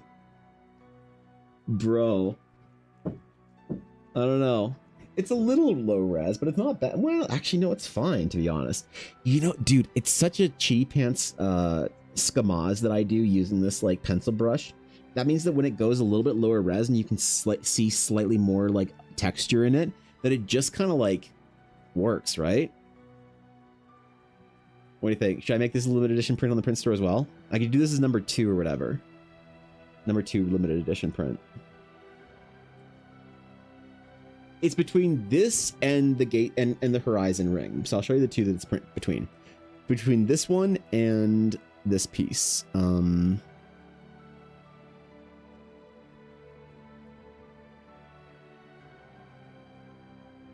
they would both be just as big.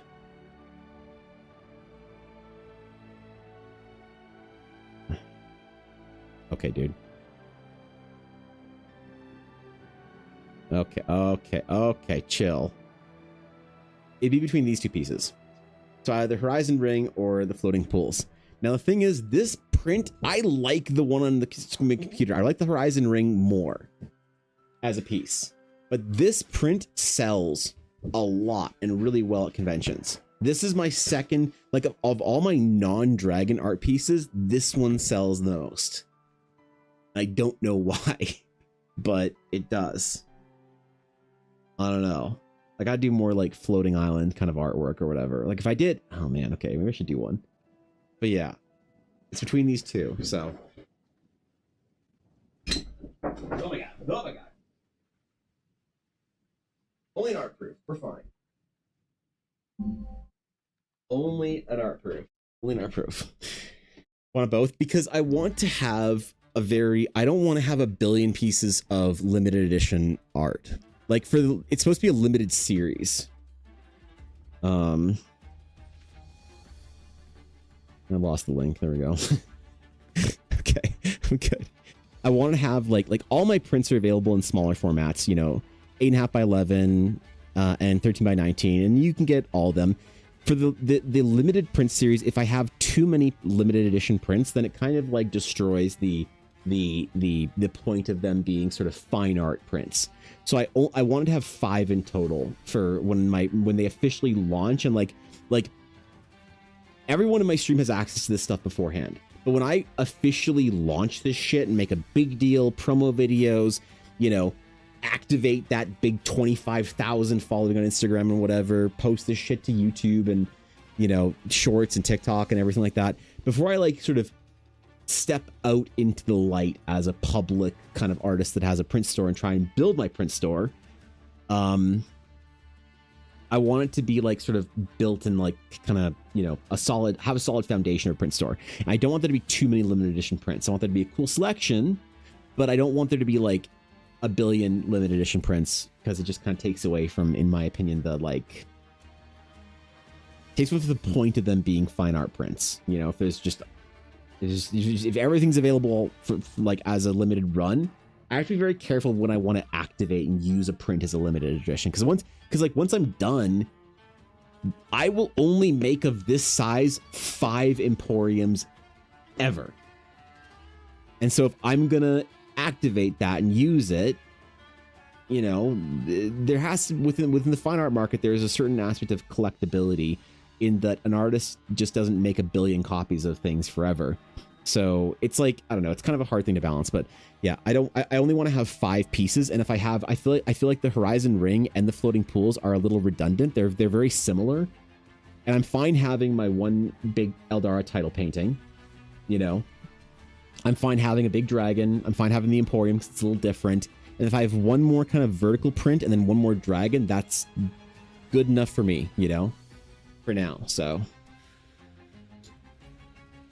considering you have the ring design for the more landscapes layouts, the one that is that one is there as consistent. Oh yeah, I see what you mean. Yeah, you give the islands for a limited scene, or since it's more different from it. Yeah, it's more variation then, right? The Horizon Ring, because you're more proud of it, should be center who you are as an artist more with this kind of drop. You know what? That's a good point. I can always do both at a different times, I suppose. I could do the Horizon Ring because that's really the one I like the most right now, right? Here's a little more as rarity in its manner, but then again, the ring might be recognizable signature that's tied to you. Maybe. Yeah, that's a good point too. Now you take this one you just made to cons as a display piece. That's true, actually. Well, the problem with conventions is like my setup for conventions is I don't know what to do. We scroll. I'll show you my convention setup and the problems here, the issues.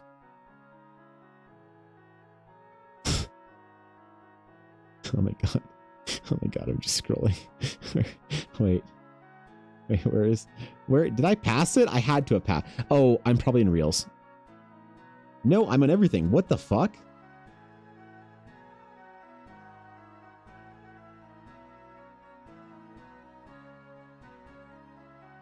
What?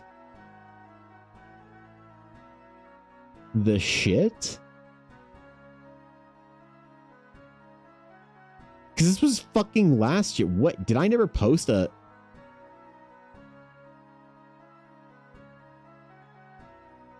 Did I never post a picture of my convention setup from this year? Oh, yeah. Yeah. Ella took this meme photo, but whatever. Meme photo aside, this is my setup. So I have... I prefer the way of laying prints out like this. It's a bit more of a dignified kind of like fancy artist thing to do and less of a convention art hole thing that I really don't want to do. I'm not doing the fucking convention art hole. So I have this backdrop. Okay. I have this big backdrop that I could move over and happily give to Ella. And then I could display large prints behind here. But that creates 2 problems. One, my large prints would all have to be in individual scroll tubes. So I'd have to bring those into conventions. And that'd be a pain in the ass. Or have people order them. And that's kind of a pain in the ass too. And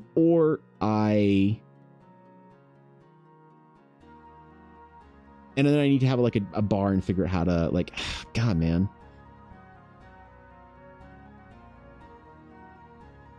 It's tough, bro. I don't know what to do for conventions. And the thing is, I need to figure this out because I'm going to be doing a lot of conventions next year.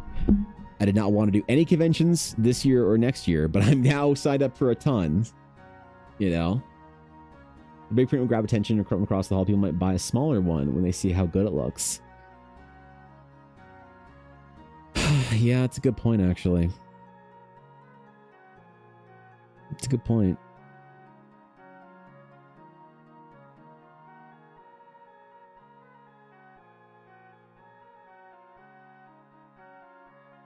I think I need to have all my big prints behind me, and the table can be all little prints. That's what I think I need to do. There was an artist that had a really great setup. Let me see if I can find it. Now, the advantages they had, they thought this through though, where they considered having all their prints the same size. And they could do something really cool with it. And I'll show you. So they did this with their table. Here. This was their table. This to me is much more dignified than the fucking art hole. All their prints were the same size. They had them all to the back. Now, I could do something similar in having all my large format prints together. Even if they're not all the same size, they can kind of be sort of the same-ish size and have those all behind me. And then what that allows me to do is have the front table to have all my small versions of prints, as well as other little products like stickers and things like that for convention tables, right?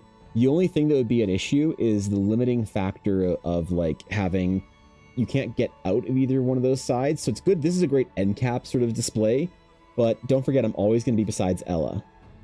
I'm always going to be beside her, and I'll always want to have easy access over to her side.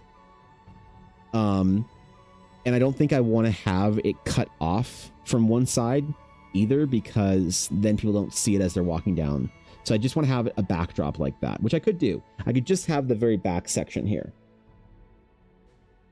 I could just have the back section which would let me fit in all my big prints.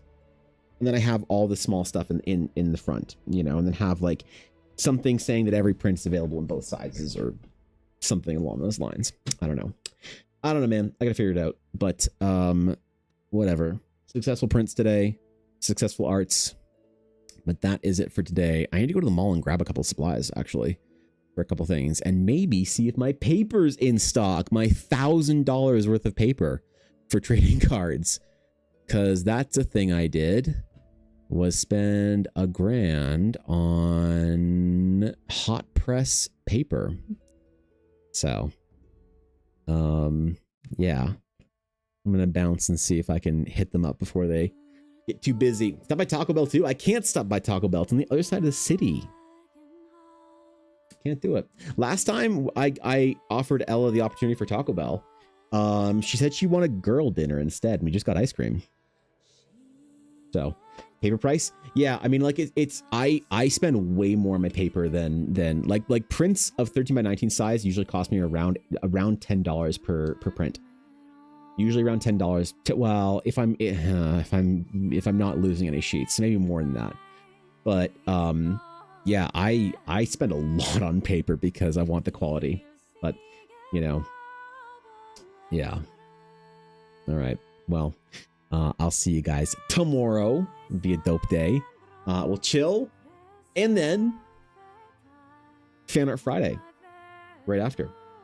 To which we got to pick a new Critical Role character. So, y'all need to tell me what kind of Critical Role characters you want to see from the new season, and I will do that on Fan Art Friday this week, which will be fun. So, thanks for chilling with me. Hope you guys have a great rest of your day, whatever y'all are doing. Go has you some girl dinner tonight. Not me.